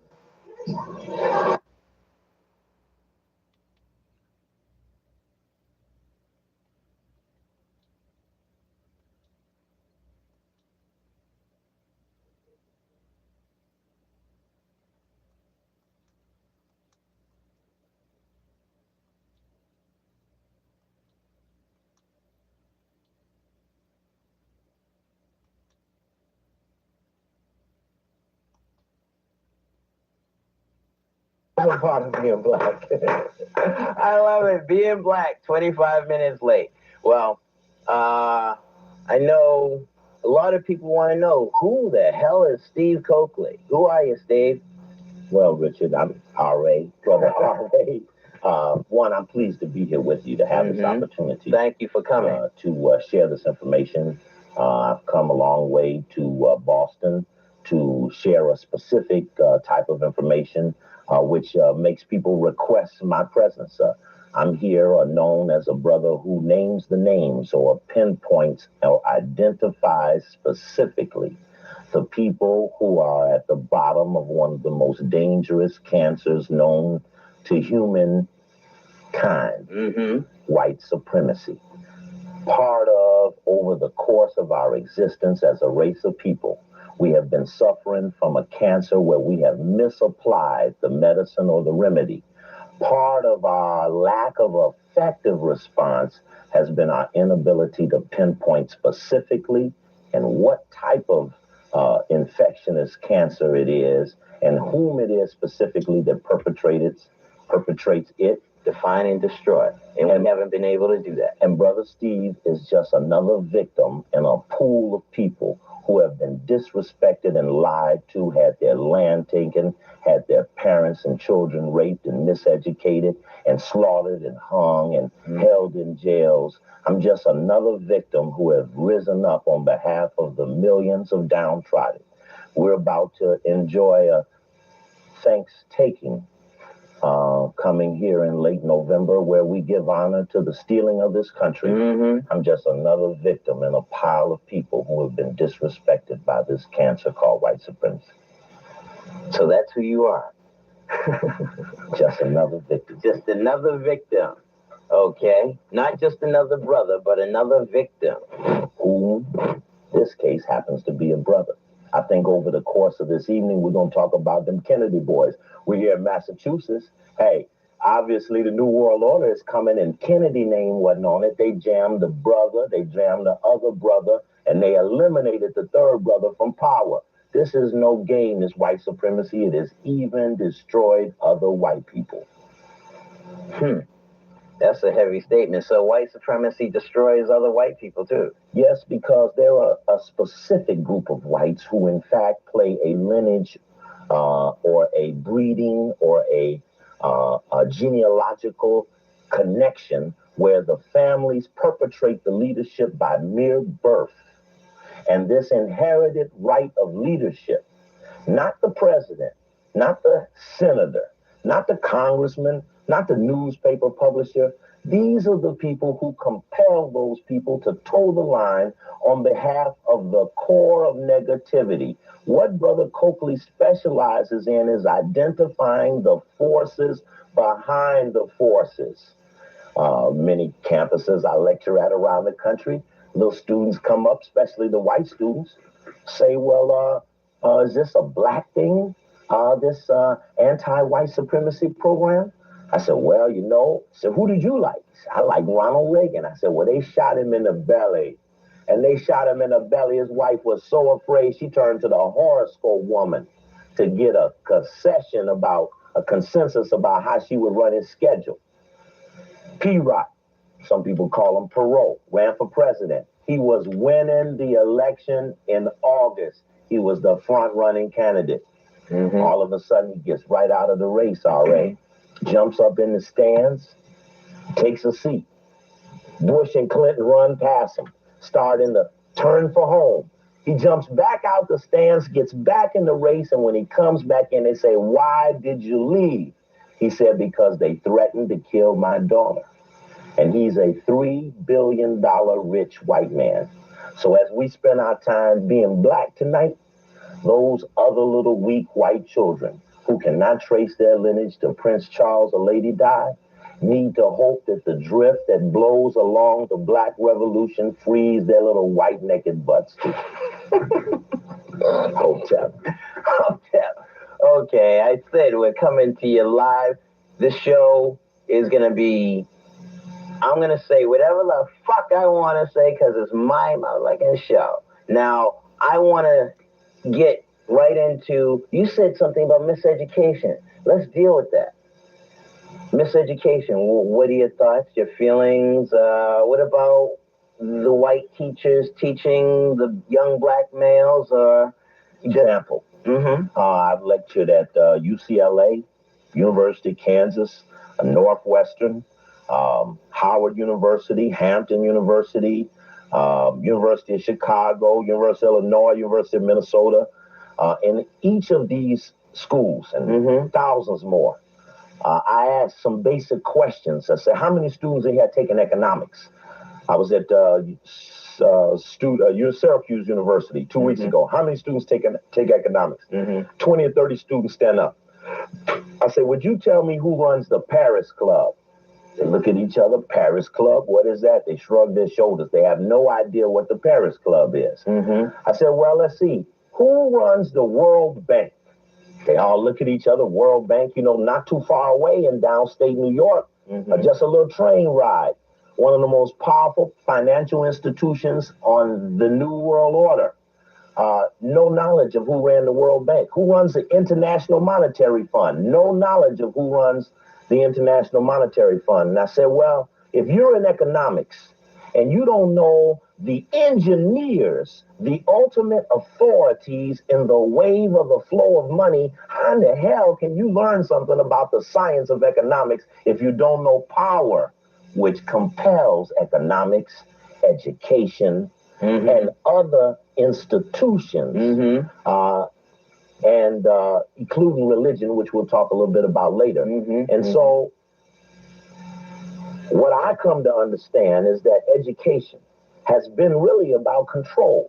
If I was to walk around to these colleges here in Boston, and we drove past some to come here, and to walk in there and to ask those students who ran these power institutions, I bet you $1,000 cash, 99 out of 100 will not know, because I can guarantee their uniform miseducation. They have been organizedly deprived. And the most dangerous thing is, Richard, R.A., when they leave school, they think they know something, and they go to somebody who they think wasn't educated and tell them how much smarter they are. But in the realms of real power, they have been organizedly misled. But I can prove to you that the professors of economics, or the people who endow the chairs, or the presidents who control those who run the divisions that give the tenure, I can prove to you that they beg and search and pursue in an ambitious, individualistic nature the right and privilege to go to these higher up exclusive places, to be a part of the leadership of the New World Order, but then know to walk out of those meetings and never utter a word of who those players really are. And that's why the students have no idea who really runs economics. When I then go down and I say, who runs the Federal Reserve Bank? A few of them jump up how Alan Greenspan.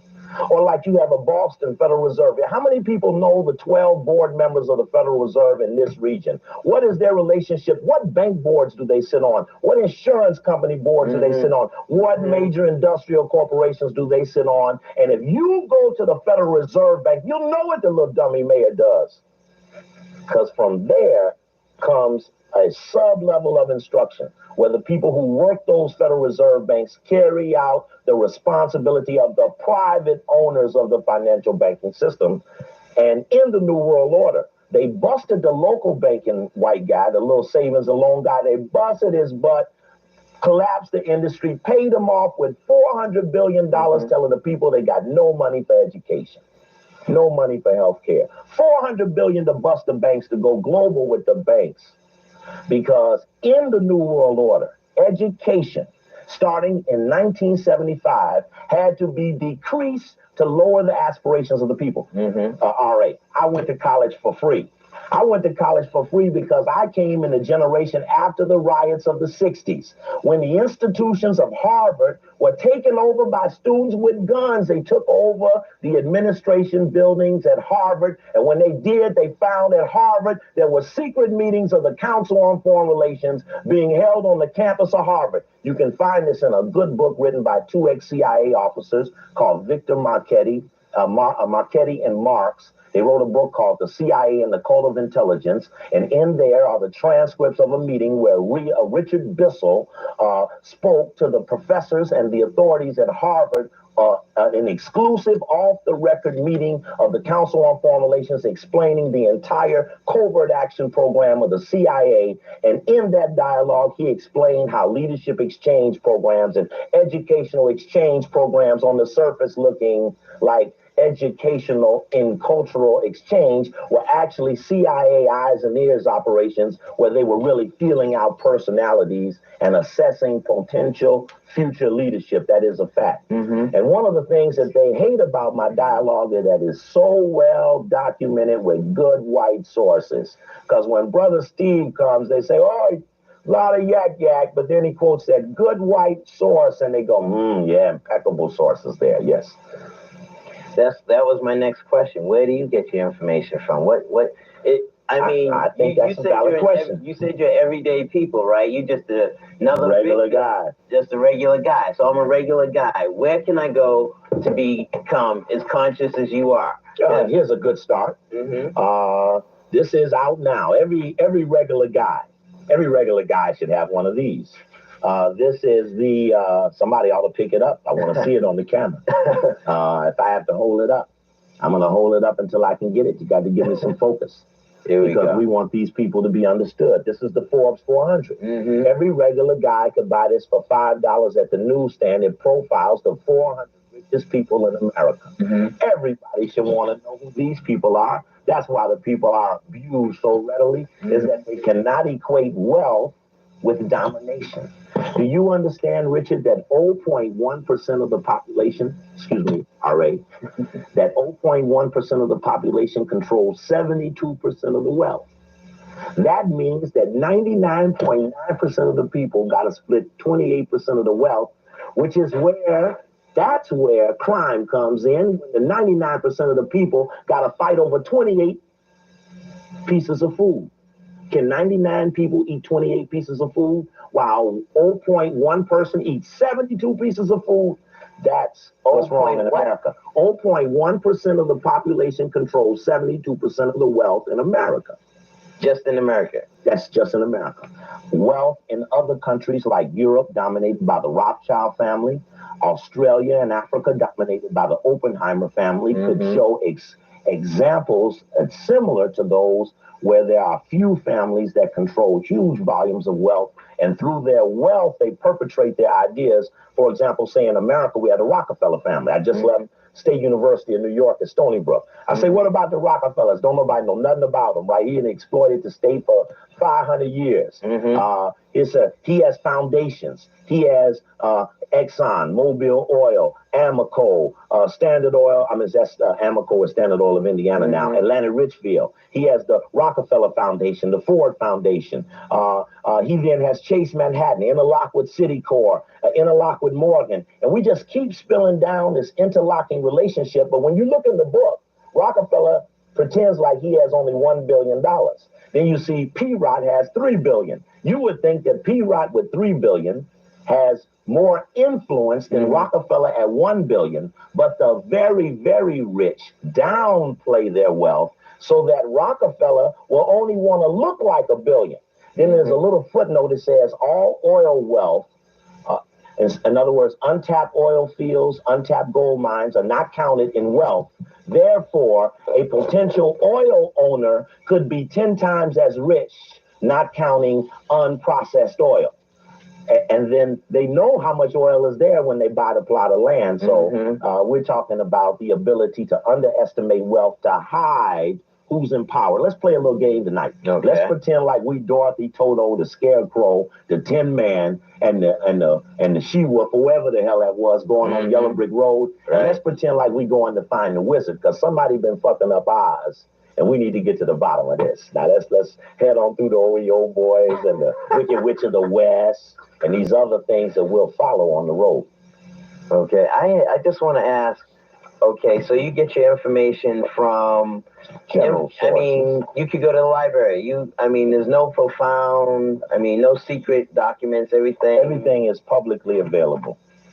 Here's our publicly available book. This book here is called The Masons Who Helped Shape Our Nation. And I'm going to hold it here till you move that camera over here to it and focus. Show you right. And oh boy, if you don't move the camera, it ain't going to never get on there. You know what they say? I'm going to hold it till you get there. The Masons Who Helped Shape Our Nation. This book you can buy on at the House of the Mother Supreme on 16th Street. Only costs $8. And this was about the Masons who helped found this country. In fact, we're probably in a town, Cambridge, like a new Cambridge, like old Cambridge in England, where Masonic lodges authorized these Americanites to fight against the king and the queen, to form a new society, which illegally incorporated itself in 1776. Well, this is a very important book. It just says that there was a secret society that founded this country and that they were anti-black. And they put the pyramid and the all-seeing eye on the dollar bill. Though they've never been to Africa. I got a copy of it right here. I'll show it to you. I have the Browder file down there. We can show it to them right here. I bought it, cameraman. We're going to go with it this time. This is the pyramid and the all-seeing eye. Thanks, it's on the dollar bill. Come on up, putting you to work, man. There we go. Come on back. Come on back. There we go. That's on the dollar bill. Everybody recognize that. That's a secret Masonic symbol. And that pyramid and the all-seeing eye is on the dollar bill because this was a incorporation of a secret society. So when anyone says, was there a conspiracy to kill Kennedy? There's been a conspiracy since the beginning.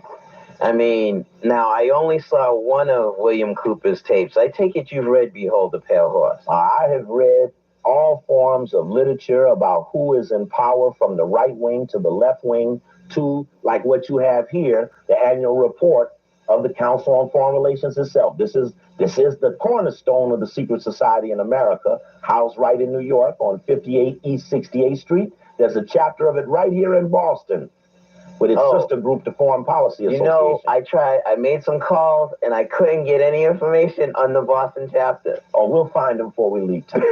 In fact, we need to remind the people that I'm here to give a lecture at the Roxbury College this Saturday, and we'll talk more about that. That's Roxbury Community College, 1234 Columbus Avenue. That's this Saturday, November 6th at 7 o'clock. Steve Coakley will be live, uncensored, naming the names of those who fund and promote white supremacy in America. So, you mentioned the dollar bill, you mentioned economics. I wanted to ask, what values should we hold? I mean, you mentioned miseducation of the Negro. We have this chain around our head. We have this lock. Okay, here we go. Back there we go. I want to see this here. You see that we have the chain locked on our heads. We have the miseducation, and we've been trained and taught to value the dollar. Should we? Should we not? Since you said 0.1% have 72% of the wealth, and 28% of fighting over, no, what is it? 99% of fighting over 28%. Over 28%. Right. Should we continue to value the dollar, or? I think that money is just no more a symbolic rate of exchange. I think what we really want is access to goods and services through some commodity, which is now governed by dollars and coins, certificates of the, et cetera, et cetera.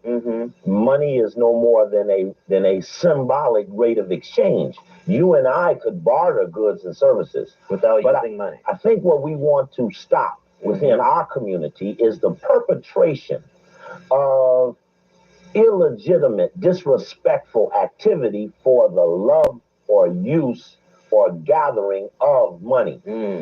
Is it good for a person to inform on another person to feed their family?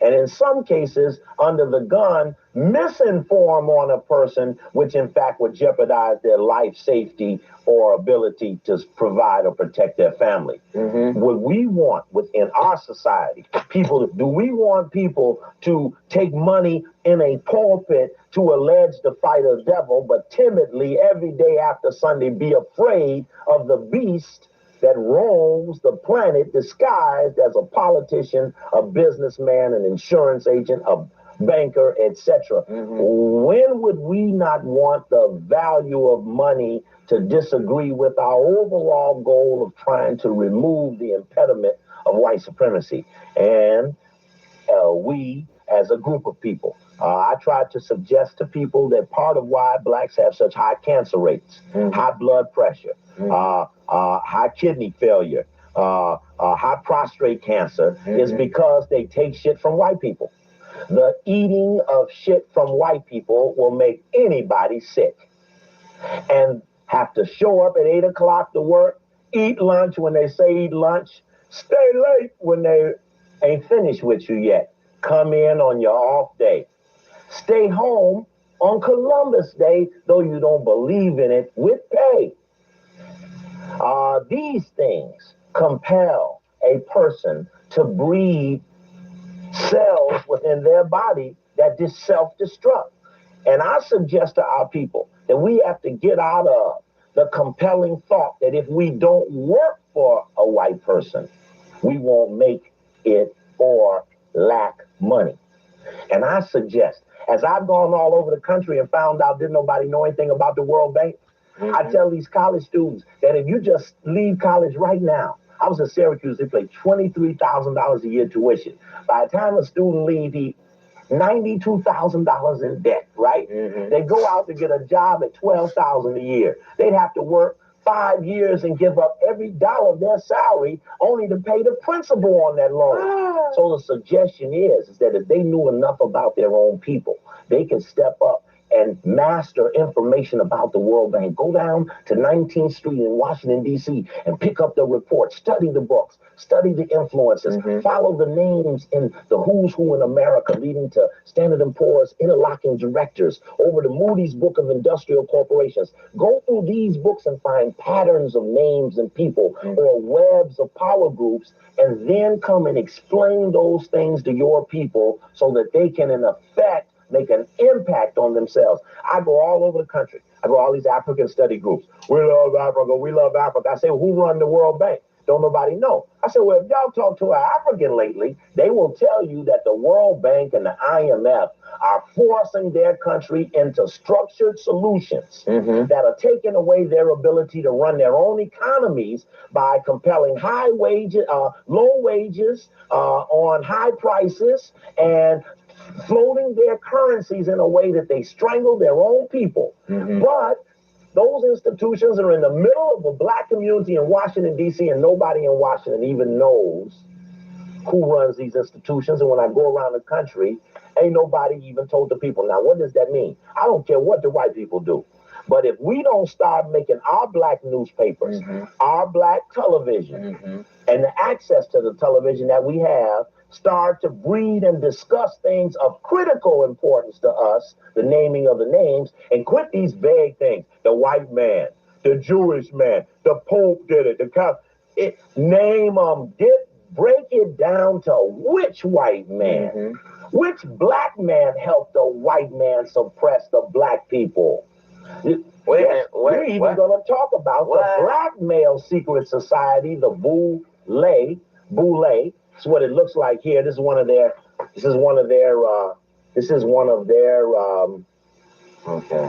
issues. I'm gonna hold it up, camera woman, till you get to it. There we go. This is the Boule. We'll talk a little bit about them. They're a black male secret society. And this Boule means advisors to the king. There is a chapter right here in Boston. They started in 1904. They're patterned on Skull and Bones at Yale, which is right down the bay in New Haven, Connecticut, whose clubhouse is called a tomb, whose initiation is in a coffin. These guys were set up like Skull and Bones at Yale There are 3,000 black men in a secret society in America that cooperate with other secret societies that in fact make up the leadership / power elite who serve for the owner elite. Rockefeller, Oppenheimer, Rothschild, owner elite, the guy Carnegie, Cabot Lodge, operator elite, Bush, Reagan, Carter, Clinton, 1 millionaires, shorty cools. So basically, with you naming names like that, you're doing a bullseye, a circle, and the boule, would you say, is the outer circle? Yes, we know that there was a Harvard professor, and those that are watching here in Cambridge will remember a very prominent Harvard professor named Carroll Quigley, very honorable white man, one of the few white men I have great respect for, because he honestly told the truth in a 1,300-page book he wrote called Tragedy and Hope. And in his book called Tragedy and Hope, he identified a secret society, RA, which was a circle within a circle. And his second book is this, called The Anglo-American Establishment. Now, one of his students, one of his most famous students, and I'm going to hold it here till you get it. There you go, by Carroll Quigley, was a professor here at Harvard, was a professor at Princeton, was a professor at Georgetown. Impeccable white source, yes. Carroll Quigley. He wrote this book about the collaboration between the British and the American leadership to form a world power secret society that was a circle within a circle, a circle within a circle, a circle within a circle. And that outer circle is called Association of Helpers, Trilateral Commission, Council on Foreign Relations, Federal Reserve Bank, the executive branch, judicial branch, legislative branch, Harvard, Yale, Princeton, Stanford, U of C, U of Texas, you name it. Outer circle, inner circle, Rothschild, Rockefeller, Rhodes, Oppenheimer. These are the names of the families that make up the inner circle. Well, Carroll Quigley, and I need to read this for the record because I don't want this to be missed. Carroll Quigley identified that Cecil Rhodes, who was a white colonialist, he went to Africa as a part of his Masonic initiation in Britain. He pledged to colonize Africa for Britain. He then took a ship to South Africa, as zany as we know it, and started the process of stealing the gold and the diamond mines. With the assistance of Lord Rothschild of Britain, they formed an amalgamation that led to the Anglo-American Corporation, which is the dominant corporate industrial group in South Africa today. Now, this financial conglomerate, De Beers Diamond Mines, Consolidated Gold Fields, it's Engelhard Minerals and Chemicals Corporation, etc. This conglomeration of financial interests had a secret society. Carroll Quigley had the privilege of reading the papers of this secret society to write a history of the world civilization called Tragedy and Hope. It was a 1,300-page book. The book got intercepted by some poor white boys in California, like Bill Cooper and the Eppersons and the New World Order writers, the guys, the little right-wing conspiracy theorists, picked up on Carroll Quigley's left-wing establishment book and told all the little white boys, there's a secret society running America, and unless we go get some street power, which culminated in Ronald Reagan's 1980 election,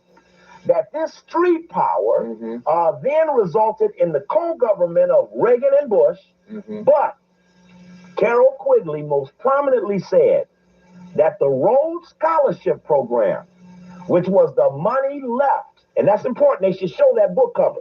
You should show that book cover because I want to show that book cover. He has the cover of Behold a Pale Horse. And as you can see, I have it up here too. I'm going to show you something with it in a minute. It says the Rhodes Scholarship Program, established by the terms of Cecil Rhodes' seventh will, are known to everyone. What is not so widely known is that Cecil Rhodes in his 5 previous wills left his fortune to form a secret society, which was to devote itself for the preservation and expansion of the British Empire.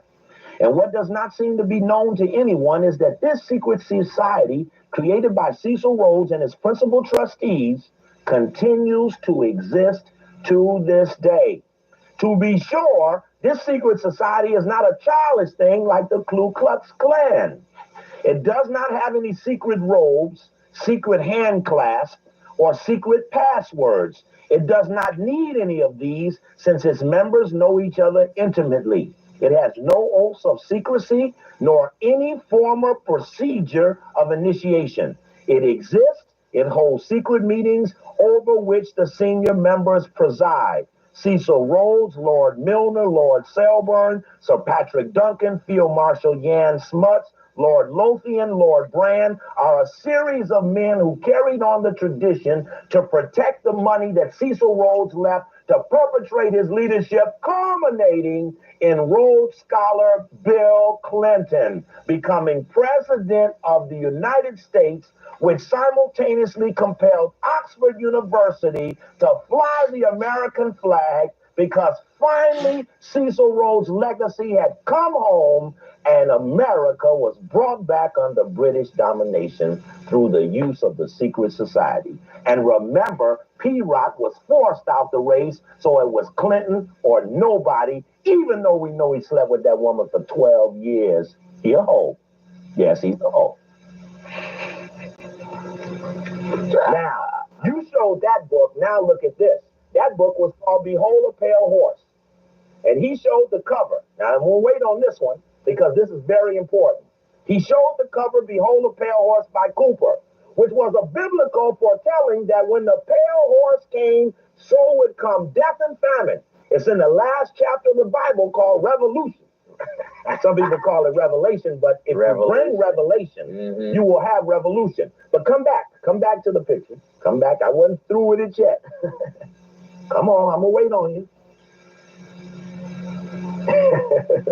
You got to come back to the picture. There's no dialogue without me explaining the picture. There you go. Thank you, Rudy. Here is Newsweek with Clinton. Thank you. There's Clinton on a white horse. There's Clinton on a white horse in Newsweek. The pale white horse, as was foretold in the Bible, behold a pale white horse. There's Clinton on the cover of Newsweek, and it says, can Clinton tame Satan? Which is in the Quran, how you say Satan, it says Satan, and it really says here Washington.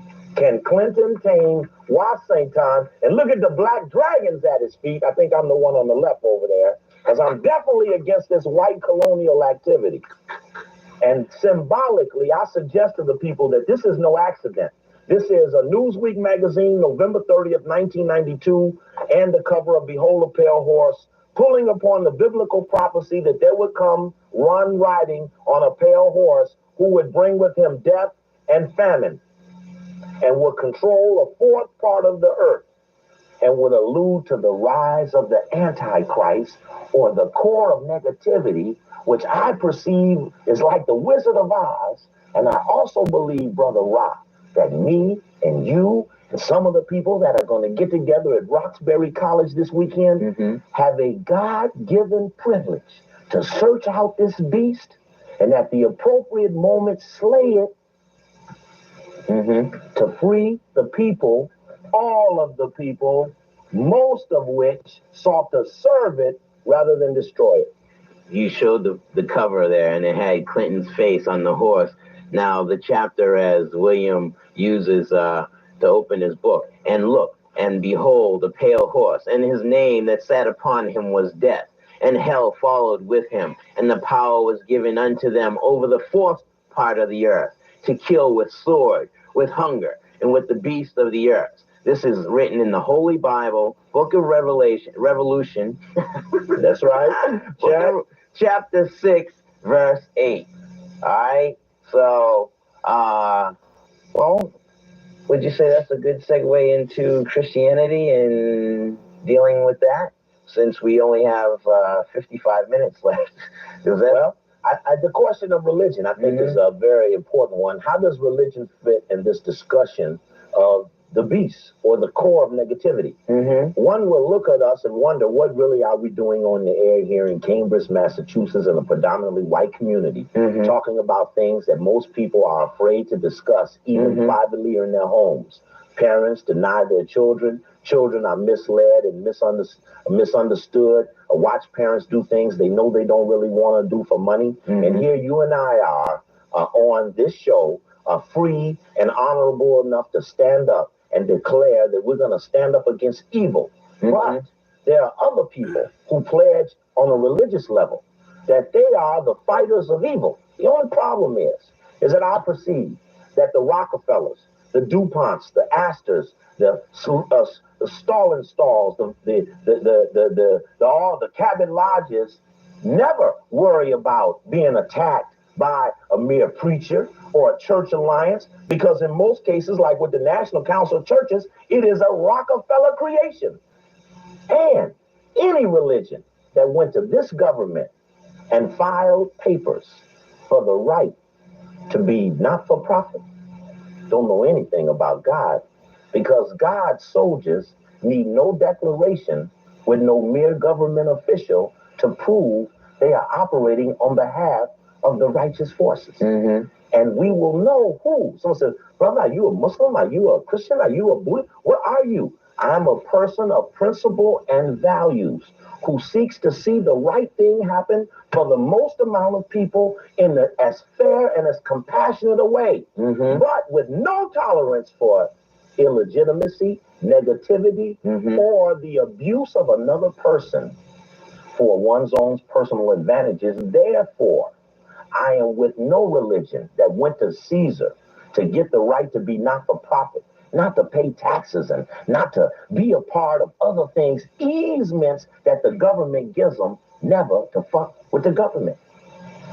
No, I ain't with none of that. My way of saying that is to recapture what our ancestors once held true and high. I take my initials, Richard Arthur, and I go by R.A., to symbolize I'm a piece of God, because I know that our ancestors called God Amun-Ra. So I'm not God, but I'm a piece of God, and I want to uphold. You stop it right there and correct brother. Evidently, they didn't understand the teachings of the Honorable Elijah Muhammad concerning the word Muslim. The Honorable Elijah Muhammad often said that the black man is Muslim by nature. He said that the Creator is a Muslim. When you make a law, you have to follow your own law. He made a law of divine law and order. When you got divine law and order, you got the heavenly bodies, the sun, the moon, and the stars operating on the laws of God, laws of the Creator. And they all operate in divine order, in harmonious order. And we are made up. The black man is the original man of the planet Earth. And we are made up of divine order. That's why in the Bible got the Garden of Eden. And he kicked Adam and Eve out the Garden of Eden because they wasn't created. They were made.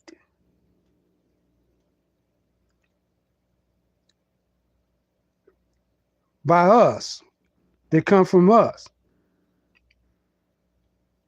But they are so far removed from us that they are not us, and they lost All their Islam. They don't have Islam. They are not made up of the nature of the Creator.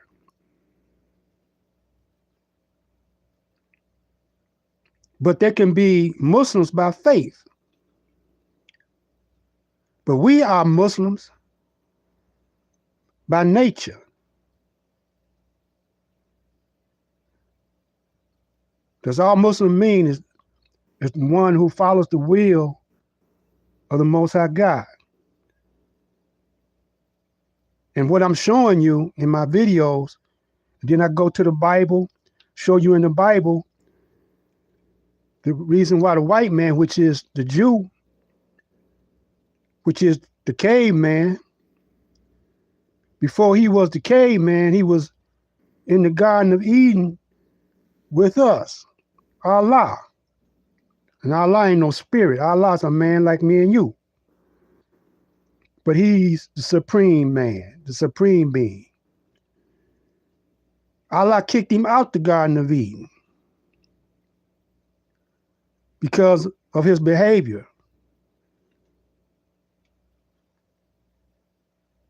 Kicked him out for good. Kicked him out, the woman out, and the serpent. Now all three of them is the devil, including the tree. He said, he told Adam, about all the trees in the garden, don't eat of that tree that's in the center of the garden. Don't eat of the fruit, rather, of that tree that's in the center of the garden. Then Eve was persuaded by the serpent. Now the tree and the serpent are men. And so she ate of the fruit of evil, and how the devil got her to eat was he told her a dressed up lie. Because Eve wasn't going to eat. She said, God told me not to eat of this fruit. He said, God told you that if you eat of this fruit, you will surely die. He said, you won't die. And then she ate the fruit and then gave the fruit to Adam to eat, persuaded him to eat. Then they seen, after they got through eating, they was ashamed because their ass was out. And God knew it, and he was messing with them. He said, Adam, he was walking through the garden. He said, Adam, where are you? He knew where he was at, and he knew what he did. And Adam said, I was ashamed. He said, so you ate of the fruit. But the point wasn't about him eating of the fruit. The point was about he disobeyed the Creator. He disobeyed the law. The Creator is the law. Arm, leg, arm, and head. That's Allah. It's deep, y'all. It's hard for y'all to understand, but Islam ain't no label like you put on a gang or something. You know, it's the very nature of the black man. You know, like y'all put blood in the Crips, Christian versus the Jews, and no. Christian religion and the like the Honorable Elijah Muhammad just got to explain it to you, the Jewish religion, they are religions of Adam and Eve, the one that Allah kicked out the Garden of Eden. He made them with religion up to suit him. But Islam is the religion of Allah itself. Let's get back to him. truth and justice. And hopefully at the end of the show, we're going to hear Sister Soldier sing the only spiritual that I know is a spiritual for me, because it tunes in not on the religion, but on the relationship. And that's what it's about. Let me touch your hand, because I want my piece to get with your piece and those other pieces that we're going to see this weekend, because it's only going to take a few good pieces to pull off what needs to be done. Everybody's not going to be in on it. True. And so all we got to know is, all the righteous people have to know is that a few virgins can whip thousands of whores, because they have the ability to call upon an extraordinary ability to part the waters, change the seasons, produce the hurricane, or bring on the fire. Whatever is necessary and beyond the control of mere white man will be the forces that will protect us in the journey of the righteous to defeat the core of negativity that seeks to unite all the nations of the world under one leadership. What's NAFTA about? Getting Mexico and United States and Canada to have a unified free trade agreement. What's this European centralization, this 1992 European coming together of the social, political, and economic unity of the Europeans? And what is this Asian trade group with Malaysia, Taiwan, Singapore, Hong Kong, China, all spinning around, among others, Japan? It looks like, Richard, that the goal of Rockefeller's 1972 organization called the Trilateral Commission's goal was to produce the world in a three-sided power axis: North America, European, and Japan. And that those three countries would spin other countries in their axis, such as the United States would spin Canada, spin Mexico, and soon the Caribbean and South America. Europe would pick up Eastern Europe, Western Europe, and the white side of the Soviet Union, and Japan would pick up China, Hong Kong, Malaysia, Taiwan, Singapore. It's about 16 or 17 Asian countries. And the Asian side of the Soviet Union, Azerbaijan and others. And there would form the Asian cluster, so that the world would be evolved in what was called the three cluster theory. Now, for those who happen to just skip on the channel, who want to know if we know what we're saying, I ask you, the learned or attentive public that reads Foreign Policy Magazine or Foreign Affairs, things which we read secretly and master for our people, so that they understand what small public things are being said by rich people. In 1990, you all know that Richard Ullman wrote a story called The Post-Cold War World. And in Richard Ullman's story, Fall Foreign Policy Magazine, called Enlarging the Zone of Peace, he said that we're in the three cluster theory of world power. We know that this three cluster theory of world power, which is what the Trilateral Commission had set up, North America, Europe, and Japan, that this three cluster theory of world power would come about as a result of the Soviet Union and other whites uniting, such that it was not capitalism or communism anymore. It was the rich and the poor. And now that we're in the context of rich and poor, the Enlarging the Zone of Peace article said very prominently, said, well, what will happen to countries like Africa? Says that Africa will be like a specter at the feast, a mere nuisance to the New World Order in the post-Cold War world. So, well, what about aid to Africa? It says aid to Africa will be palliative, not curative. Now, that's a rich white man saying, we're going to give a nigga a Band-Aid, but don't stop the bleeding. Now, that's organized, cleaned up, scrubbed up white revolutionary talk. You want to hear something about white revolution? This is what's going on. The other whites, the learned whites, will know that Brother Coakley is correct, because in the year-end review of Foreign Affairs magazine, there was an article there written by a Times Magazine Nairobi station chief called Retreat from Africa. And do you know, Brother Ra, that in that story, the Council on Foreign Relations ran a story that said we will so starve Africa that in 5 years it will beg to be recolonized.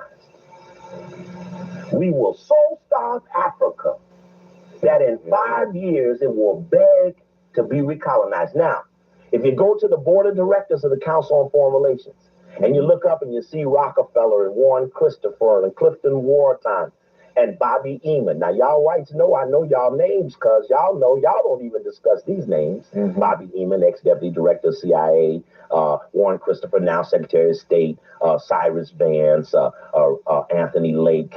We can walk through all of the whites who sit on the boards of power. We know you far better than you ever thought little poor black people ever sized you up.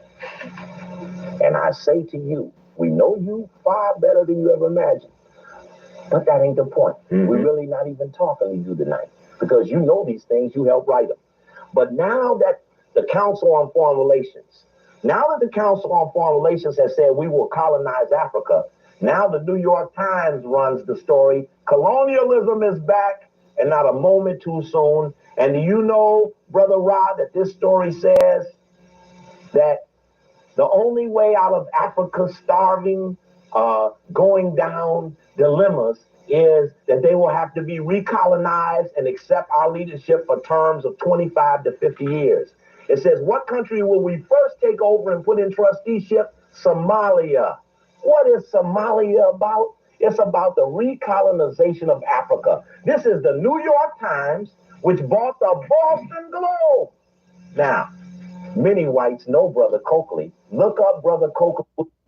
Now, this particular video was in the 90s, late 90s. I could tell by the way Steve Coakley wearing that hat. But let's fast forward to today. The Africans, that's why they warring over there. The Africans, you know, is beating on the black boule that's over in Africa, the Christians who already are colonized, and they're fighting, they want to get to Iran, so they can get to Somalia. They want to knock out all those Muslim countries over there, starting with Palestine, the Gaza, but I think they got Saudi Arabia in their hip pocket, but they ain't got Iran. Iran. And they got Egypt. I don't know about Turkey. They tilling and tolling, I think. That's why they ain't stepped in yet. But Yemen doing something. They ain't got Yemen. Who else they got? Well, let's get back to this guy. In the Boston Globe, there are many listings of me in that magazine. They've been following me for years, though most of you never heard of me. New York Times has done quite a few stories on me too. Just hit my name in one of them indexes, and all of a sudden, the trailing and tracking of the secret society will be clear to you because they've taken away. I used to be special assistant to the mayor of Chicago. They took that job. So I was too black. I was chief of staff for Chicago Alderman. They took that job because I had an anti-Columbus day. They said, who is Coakley to bring up Columbus didn't discover America?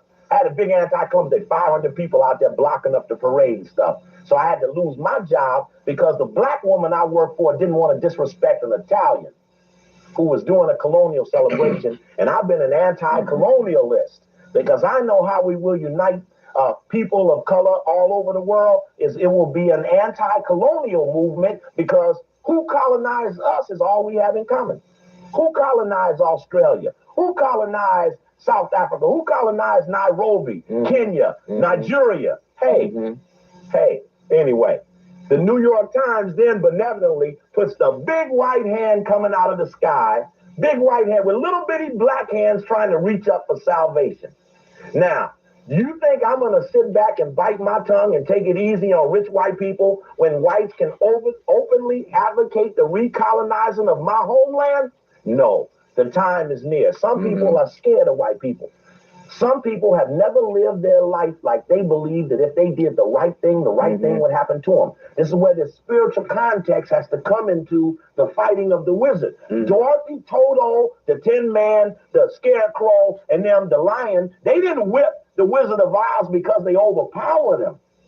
But they put the right water on the Wicked Witch of the West. Who is she? She's America. There was a fight between white boys and America won. The baddest white country on the planet is right here. Man, am I so glad to be in the birthplace of the baddest white country in the world, because when we win this one, now, that's the Wicked Witch of the West. Then you go on down and you see the OEO boys. Remember them? OEO. Oh, that's the Army, the Air Force, the Navy, the Marines, the CIA, the FBI. You remember J. Edgar Hoover? What a bitch. J. Edgar Hoover. Now, FBI, CIA, Human Intelligence Program, Air Force, Naval Intelligence, Pentagon, Boston Police Department, Cambridge Police Department, the state police here in Massachusetts. That's the OEO boys. Those are the military that buff for the wizard. Those are the military that buff for the wizard. From all of them together cohesively. Now, one thing to show you that this is all Masonically coded is that they call the police the men in blue. All police cars have at least one blue light. It's federally mandated. The police organizations are called fraternal orders of police. The Masons wrote the law. The Brethren Masons protect the law. The lower lodges of Masonry are called the Blue Lodges. It's the code of silence. It's the protective mechanism to the land of Oz. And now that the United Nations, the engineer of this New World Order has constituted a world police force, they're called the Blue Helmets. And every time you watch the news, look at that big powder blue helmet, or that powder blue tank, or that powder blue airplane, and remember, that's a secret society code of blue to show the outer context to a secret society. They're called the military without enemies, but having colonized the world, how could you start a police force without an enemy having colonized the world? See, that's why information is important, because you take away this clean slate theory of white man can start all over tomorrow without having anybody who owes him something, like he owed us for having raped. Look at our skin complexion. We've been raped, pal. Oh, definitely. Definitely. I wish I was blacker than black. You know what I'm saying? For somebody busting in on my mama, my grandmama, and compelled them to sex and compelled them eating pork and hog. I'm all, man, I ain't gonna never forget them. And reparations, you couldn't pay me to get out of this. Now, there's some people you need to deal with. There's some civil rights officers. You go get with Jesse Jackson. You can get with the NAACP. This ain't no voters registration drive. Okie doke. We ain't gonna vote this thing out we suffering from. When you suffering from cancer, buddy, you can take 2 Tylenol. You can take some Tylenol with codeine every 4-6 hours. You got to get it again. The only way we're gonna stop this cancer, buddy, is to kill it. Because if you don't stop it, it will kill you.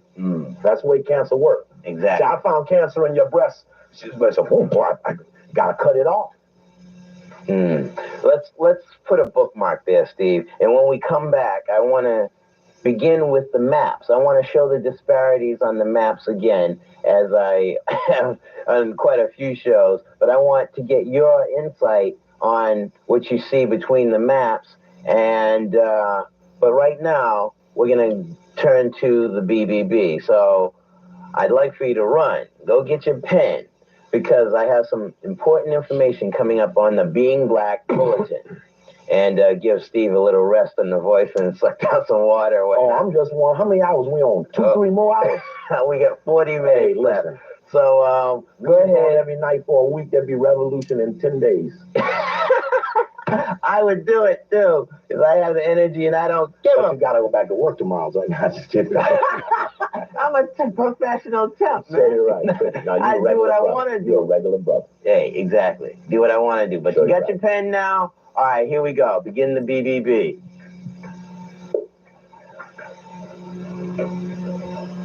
This is why I do what I do. Mike's down. Mike's down. This is what I do, what I do. My word is my bond. I will give my life before my word shall fail. I'm a FOI soldier in the Nation of Islam. My duty is to unite my people, black people, and to protect the women and children of my nation. I will perform my duty faithfully, regardless to whom or what. My life and my death are all for Allah. I will be loyal and obedient to the supreme being, Allah, in the person of Master Farah Muhammad, who I give authority over me. And we're going to say, Assalamu alaikum.